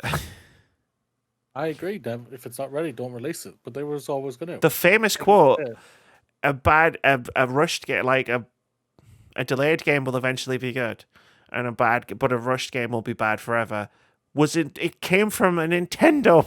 That was a Nintendo quote. That was a Wata. So, like, what the fuck happened there? The emulator thing's not a game, so that's the thing about these are games that are already loved. So they don't. That's the thing about it. For me, I don't take much stock into any of this. Like, people who are disappointed, I'm not surprised at all. And everything what you're saying is completely valid, and everything I do not disagree with it whatsoever. But it's just, for me, it's like this was going to happen. See, I know you don't care because you're not a Nintendo fan. It's not that I'm not a Nintendo fan. Fan, you know what I mean? Like, overly a Nintendo fan, fanboy, shall we say? But I don't want to use that term because it has a negative. You know what I mean? I'm just talking myself in circles. But, like, I'm going to say something pretty harsh to those people right now. This is as much your fault as it is their fault, because they have been operating a substandard, subpar service for years, and you've been letting them get away with it. Of course they thought they could get away with this, because you've let them. For years, you've let them have the worst online experience I've ever had in my entire life. Because you've gone, well, it's Nintendo, so we'll just defend it, and we'll just say it's fine, and it's not, even though it's not fine. So, like, if you're mad now, good. Be mad, but keep it up. Because if you keep, it's like the Breaking Bad quote, we can't keep letting them get away with this. You're right, but the problem is you have been letting them get away with this, so they think they can get away with it. Yeah. And that's my take on that. And I'm sorry if that's a bit too harsh for you. If you are one of these Nintendo people and you're listening to this, I am a big Nintendo fan. But there's a whole shelf dedicated to Nintendo, and soon it'll have a light in it, and you'll be able to see it. There's Pokemon behind me, But you have to stop. There's Isabel. Look, see, Nintendo fan. But you have to stop letting them get away with giving you shit. Like, I'm sorry, you just do. That's how things get better. Why do you think Xbox is doing so many cool things right now? Do you think it's because everybody just gave them a pass when they were doing stupid shit like the TV stuff? No, everyone gave them shit for it, and they changed. And they hired the guy who they felt sorry for the most. Yeah. That's how this whole thing works, Nintendo fans. I'm sorry, but you need to hear this. True. They won't listen, though. Hell no. And then they'll yeah. And then they'll bitch and complain again, and then we'll be having the same thing again, and I'll just be saying the same thing soon.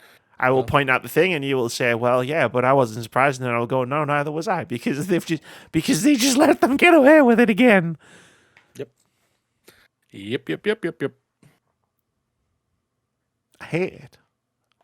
I want Nintendo to work properly. I want the console to have a fucking voice chat option. Jesus Christ, it's 2021. I was doing that shit on my original Xbox. Moody. Let's end on a nice note. Well, let's end the news section on a nice note. Trans dev who left Guardians of the Galaxy team praises Eidos for crediting her and doing so correctly. This is from Ed Nightingale over at Eurogamer. He writes, a trans developer who worked on Guardians of the Galaxy but left developer Eidos before the game's release has praised the studio for crediting her despite her departure and for doing so with her new name. Chloe Villiers worked on the game for 3.5 years and was promoted to technical level design director before leaving Eidos a year before the game was released. It follows recent news that some developers on Metroid Dread were not credited in the game after leaving, despite their work appearing in the game. Villiers' expectation by industry standards was that a name should have been included in additional thanks rather than with their specific role, a role that she took over from 2 predecessors. Quote, "It makes me feel like there was a conscious decision to keep my name in that role, and I do not know how I have to thank for this. I expected little and was given a lot more recognition. It certainly made me happy to see that," end quote. Villiers legally changed her name just 10 days before leaving her role, meaning most of her colleagues knew her by a different name. Quote, "The vast majority of the time I was there, I was dead name and not even out to myself. Seeing my name there in this screenshot was an unexpected surprise," end quote. What's more, she feels relatively unknown in the industry since transitioning because of the name change. Quote, "I never really expected this tweet to be shared across the globe. Thousands of people, most of them devs, liking or retweeting it from studios all over. This is crazy. I have only good things to say about this industry." She's talking about a transition there, sorry. "During my years at Eidos is when I came out of myself and then to the whole studio after agreeing on a plan with HR. I've been supported by everyone from the start and I began my transition there and then, pretty much bringing everyone with me on this journey, rather than waiting a year or 2 before changing my presentation. It couldn't have been easy for everyone, and I know I had many allies who took my defense when I was off camera. One of the benefits of forming meaningful relationships with your co-workers," end quote. Villiers now works as Senior Technical Director at Relic. Very nice. Very nice. It's really great Very to nice hear all story, this yeah. and everything like that. Congratulations. Well done, Ido. Doing good, especially like with the crap with what's happening with Metroid. Dread, I Yeah, I think was that gonna was say, the that's crap. how you do it, Mercury Stream. Yeah, that's true. Said it wasn't No doubt difficult. about it. Turns out it's not difficult. That's awesome to hear. And I like the fact that a lot of people in the industry supported Chloe during her transition, because that's the tough part. That's the really tough part. Speaking from experience. Might know a thing or two about that bit.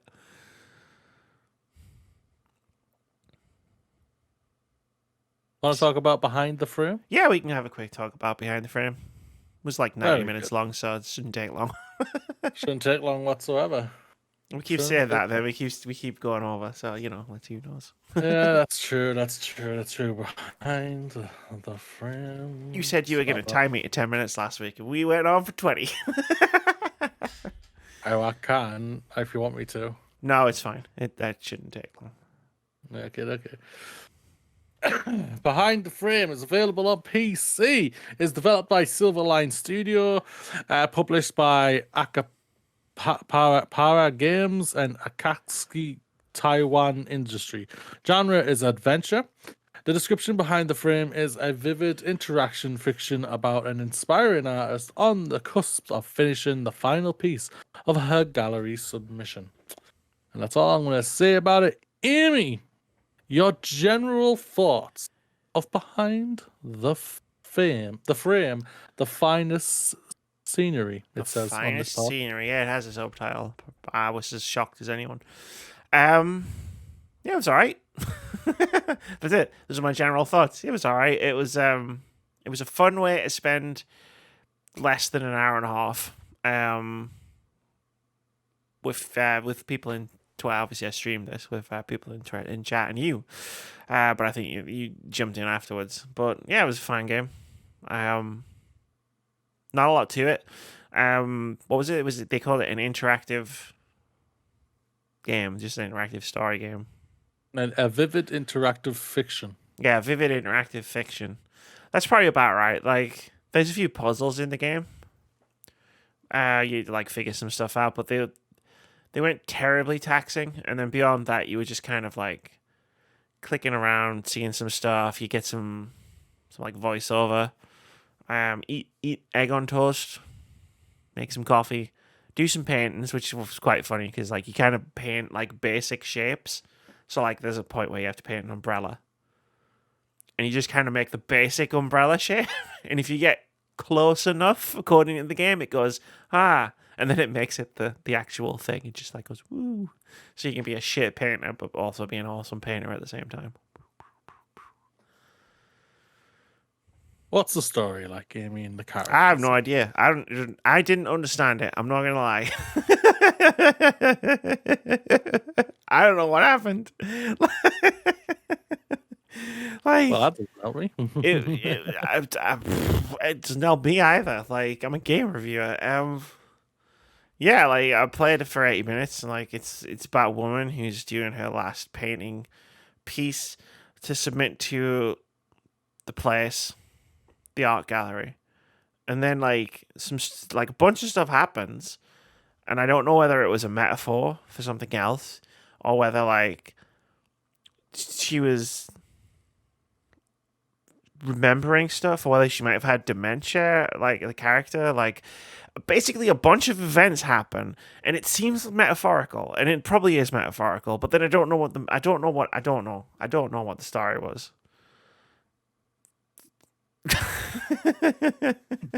That's it. I don't know. I was entertained. There was a cat at one point. I like the cat. I got to sketch the cat. But When in doubt, there's a cat. But I was like, yeah, it's like, and I don't, but it's weird, like, because it got to the ending, and I was talking to Ryan specifically, like, there was a few people in chat, but I was talking to Ryan specifically, and we were like, sort of like speculating on what was happening and what the game was about. And then it got to the end, and then the ending happened, and we were expecting it to be a super sad game. Like, at certain points, we were like, uh-oh, have I started playing a sad game? But then it just kind of ended, and it wasn't sad, I don't think. But it might not. That might only have been because we didn't get it. So maybe I'm dumb, but it was. But I didn't necessarily wholly hamper my enjoyment of the game, like not understanding what the story was about. Like I still had fun playing it. That's good. To what I saw, there's not much of gameplay, but can you describe what you played? Yeah. So there's like a few like puzzles. There's like the puzzles are kind of cool.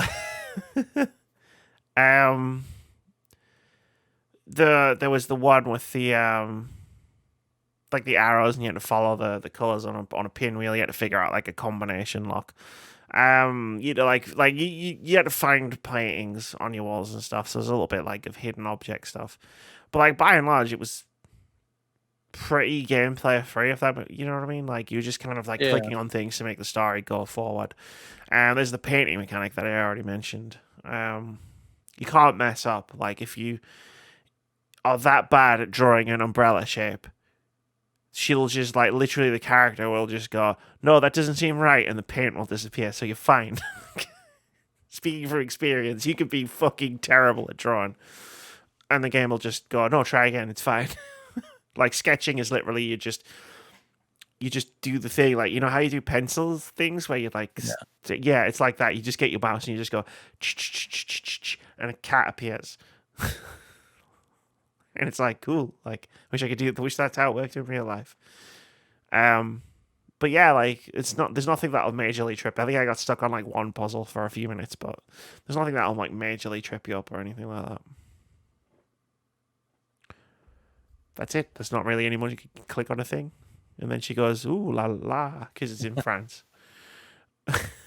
Ooh la la. She says some stuff and you get a little bit more of the story and you try and piece it together, but that's mostly it. Yeah, it's interactive fiction as opposed to necessarily like a big time game. I don't know if you can really answer these ones, but world. You're in an apartment. The world doesn't make sense. Like, stuff happens, and it's like, well, that can't have literally happened. So, that's where the whole, maybe it's metaphorical thing comes from. But, I mean, I can talk about the art style, which was breathtaking. Like, the animations that you play on the screen, like it was Ghibli-esque. I would like compare it to to Miyazaki films, like it looked unbelievably good. Like that was the one thing I think we all talked about in on the stream was just like every now and again, I or someone else in chat would go, "Man, this game looks amazing," and then everybody would just be like, "Yeah, it does look amazing," and then I'd play it for a bit more, like 15, 20 minutes, and then someone else would go, "Oh, this game looks so good," and then everybody would do it again and just be like, "Yeah, it does. It looks amazing." Like I can't speak enough of how amazing the art is in this game. Like the artists are like 10 out of 10 did an amazing job. To what I saw, from the stream, the art style was incredible. There's no doubt about it. It was very beautiful. One of the best visually stunning games this year. There's no doubt about it. Highly praise it for that. Sound design. So there wasn't too much. There was a little bit of voice acting, I think. Although now I'm starting to like question my own memory of that. But there was some music in the game, which was cool. You were chilling to it while I was playing the game. And I think that was very much the mood the game was trying to set. Like it was trying to be chill, it was trying to be like low key. Just like nice, like just a nice game you could sort of just like it's like this length of a movie, right? It's just trying to be like that kind of diversionary experience. Like here's a nice story. It's not too overly long. And the music really accompanied that quite well. Like you'd pick up a cassette, you put it in the tape and be like, what are we listening to today? Like, and then it would just be like this cool song. And I mean the pencil sound sounded really good. Paint sounded realistic. I'm guessing you kind of hinted on it, I think, but what didn't work?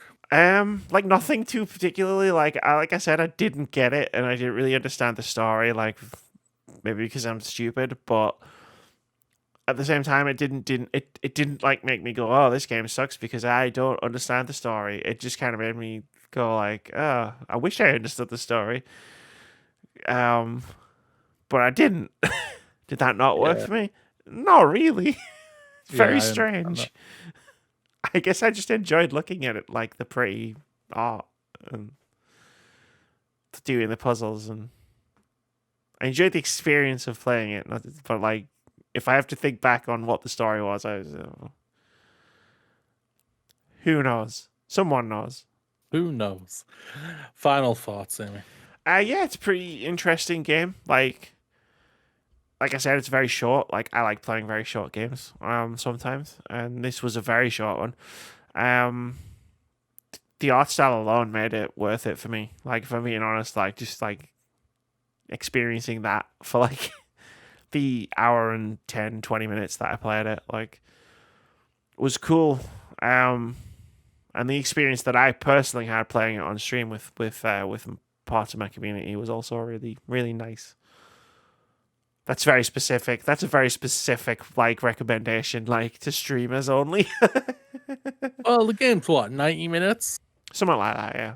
Yeah, so it's a nice chill. Like, what I saw and what I came across, game comes across as a very nice and chill stream, a very nice chill game, just to chill back and enjoy yourself. And like we've had one of those this year, which is one of our favorite games in Lake. So I think there's definitely a genre for those type of games, and when they work really, really well. Yeah. So shout out to Lake, and also shout out to this game as well.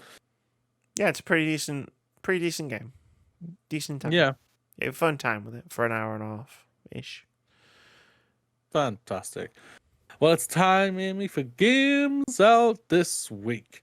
I'm all mostly almost better, but I can now speak about this week and everything. So let's get into it. I'm gonna go for my pee break.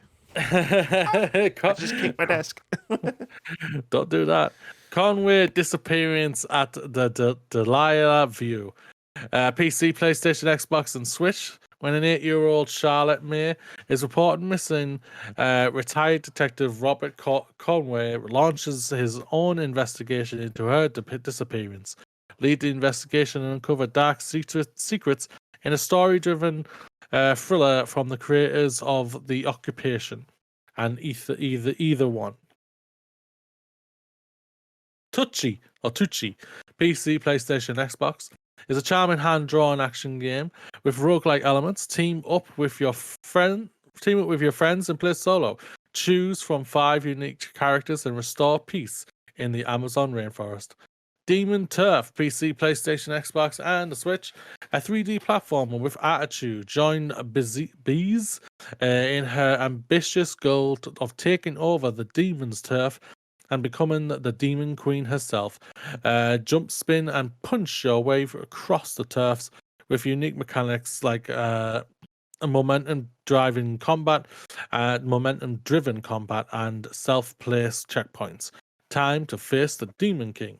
Unpacking, PC, Switch. Unpacking is a Zen puzzle game about the familiar experience of pulling possessions out of the boxes and fitting them into a new home. Part block fitting puzzle, part home decoration. You are invited to create a satisfying living space while learning clues about the life you're unpacking. Time Loader PC is a story-driven puzzle platformer with tiny robots, alternate reality, and nostalgia music, and primitive tech from the 90s. Bloodstar PC, PlayStation, Xbox, Switch, iOS, and Android is an interactive action movie about a televised battle royale between the high-profile streamers, entertainers, and death row inmates. You control the fate of Nick, a washed-up actor who fights for a life-changing cash prize.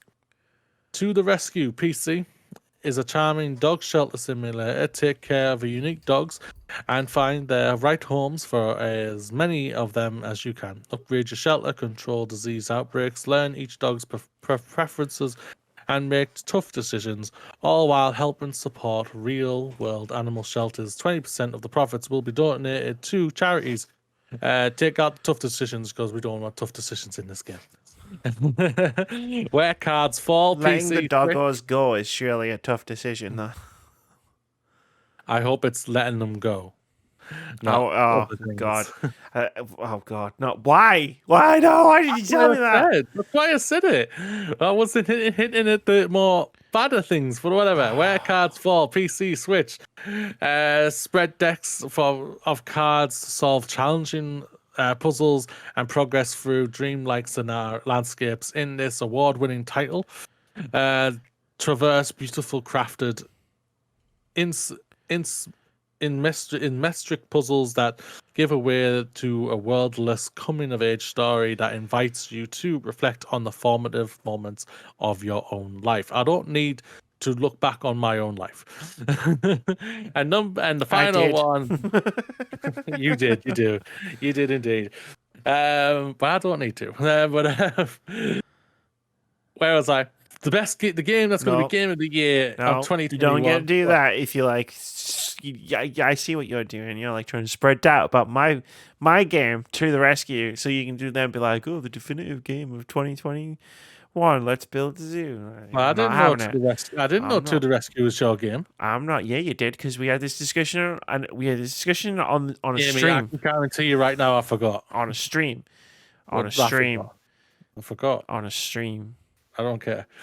You do. You just know you're trying. Yeah, I see what you're doing. Don't think I'm not letting that go past. The definitive game of 2021. Let's build a zoo. PC. It's time to build a zoo. Construct and decorate enclosures, buy and breed animals, hire zookeepers and vets, then try your hand at DNA splicing and sticking together over 300,000 different types of animals. This can only go smoothly. Yes, it can indeed. Amy, I have already reported that I've played this game, obviously, on the beta, which I had a lot of fun. I cannot wait for this game to come out. You know when Life is Strange gets Game of the Year? For you? Yes. And then I'm gonna be like, what up in the Let's Build a Zoo being the definitive game of 2021? So I look forward to that in January, because I'm gonna be annoying about it. Okay. And I'll just be like, Life is Strange is the definitive game of 2021. Like, the more definitive. The super deluxe. 2 definitive games, best games of 2021 are Life is Strange, True Colors, and Let's Build a Zoo. There, I'll just do it that way. There's a lot of games. I can't have 2 games. I can't have 2 games as my number one. You brought a game back what didn't even release last year's in your top 20. I never So said you bugger couldn't off. have. I never said you couldn't have two games as your number one. I have 3 from last year, and I know. And you keep on rolling, floating them around every time. yeah, of course I do, because they're all my favorite. But you were clear. The definitive game. I'm just helping you out here. One of the definitive games of 2021. See? I'm helpful. There's a lot of games on here that sound cool that I'm not going to have time to play, though. Yeah, it's getting too many. There's too many games now. There's too many games. This is just it's too much. There were already too many games, but there's like too many games on the backlog that we have to play. And it's just like they just pile it up now. Yeah. Like, so many of these games sound good. But there are only so many hours in the day.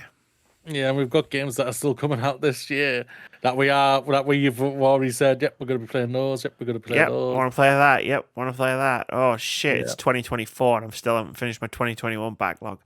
But thankfully, we do have a little extra cushion for when it comes to revealing our games of the year in 2020. Yeah, that's true.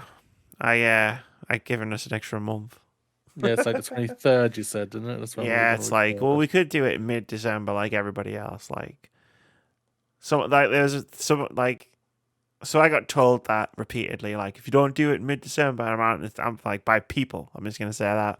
If you don't do it in mid-December, you might as well not do it. And I was like, well, no, I'm not doing that because, like, no, that seems stupid. But that is when the conversation happens. Like. But, like, it's like, whatever. So I started doing it, like, the first bit of January. And then I was, like, looking at the calendar, and I was like, Pokemon doesn't come out until the end of January. Let's just wait until... and we'll do it later on in January. We'll do it the proper way, where we have a chance to actually, like, play some of the fucking games that came out. Because there's always games that we miss in a year where we go, damn, I wish I played that. That was a top 5 or a top 10. And you're like, but it wasn't in your top 10. And I was like, because I didn't fucking play it in that year, did I? Towerfall Ascension, one of my favorite games of 2014, wasn't in my list because I didn't play it until the following year. Just to ask, when do we stop for Christmas? Is our last episode the 19th? Yeah, probably. It's weird because of Christmas being on a weekend. Yeah. True. It'll be the final weekend before Christmas. I don't have access to a calendar, but yeah, the week leading into Christmas, because then it covers New Year's as well, the next week. I mean, we're gonna need to talk. We stopped doing the podcast. That's it. I'm glad you brought this up now instead of after the podcast. Yeah, where we're more sensible to bring it up. No, but time for OpenCritic head-to-head. Thank you. Like, let's end the podcast. It's time for OpenCritic head-to-head. This is the game myself and Moody play every single week where we try to guess the upcoming average of one game on OpenCritic. Whoever guesses closest to the average gets 1 point. What? I'm talking to myself. Continue. Sorry. Sorry. Whoever guesses closest to the average gets 1 point. If you manage to guess the score correctly, you get 2 points. Last week, we tried to guess the OpenCritic average of Mario Party Superstars. I guessed it would get a 73. Moody guessed it would get a 70. At the time of recording, Mario Party Superstars has an OpenCritic average of 80, which gives Amy the point. That puts the current scores what? You're looking really confused. Yeah, I am a little bit, yeah. Why? What have I done now? The game that we're going to be picking... Is the review embargo? There's a big button on OpenCritic that says the review embargo details that drop on November 4th. Okay. Yeah. All right. So, that gives Amy the point, which puts the scores at Amy 21, Moody 19, with 2 draws, and some other people got some points. This week, we're guessing the OpenCritic average of Forza Horizon 5. The reviews drop in this week, even though the game doesn't. Rudy, what do you think Forza Horizon 5 is going to get on OpenCritic? One moment. One moment. And I don't think that's a review score you can get on OpenCritic, but I mean, I can put it down if you want. 1. Amy, I said, I said, this. I think this is going to be the only game that's going to get into the 90s. You said that multiple times, yes. Yeah. That's why I'm picking 69. No, 92. All right, cool. I'm going to let you guess what I'm thinking. It's really easy. Yep. That's not an 8. Yeah, you put 66 and that equals. Yeah. I don't care that means that they could be a draw. I'm not changing it. 88. I'm sick of fucking going high on these games that I think are going to be brilliant, and then they get an 88, and I lose out. It's a fucking 88. Nail it to the fucking wall. 2021 is the year of 88. The last Forza game to get an 88 on OpenCritic was Forza Horizon 2. It's an 88.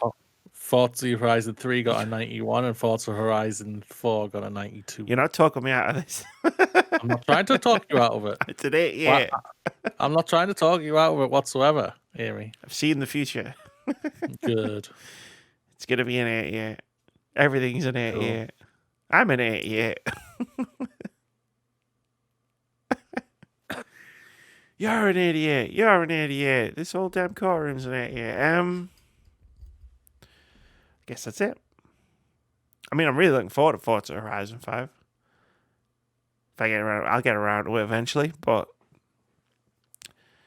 yeah, I won't be touching it until I get my new console. So okay, I'll be touching it hopefully before then. Maybe I'll play it the week after. I don't know. We'll see what streaming looks like. I'm starting a 20 to 40-hour game, depending on how much side content I engage in. So we'll see how that goes.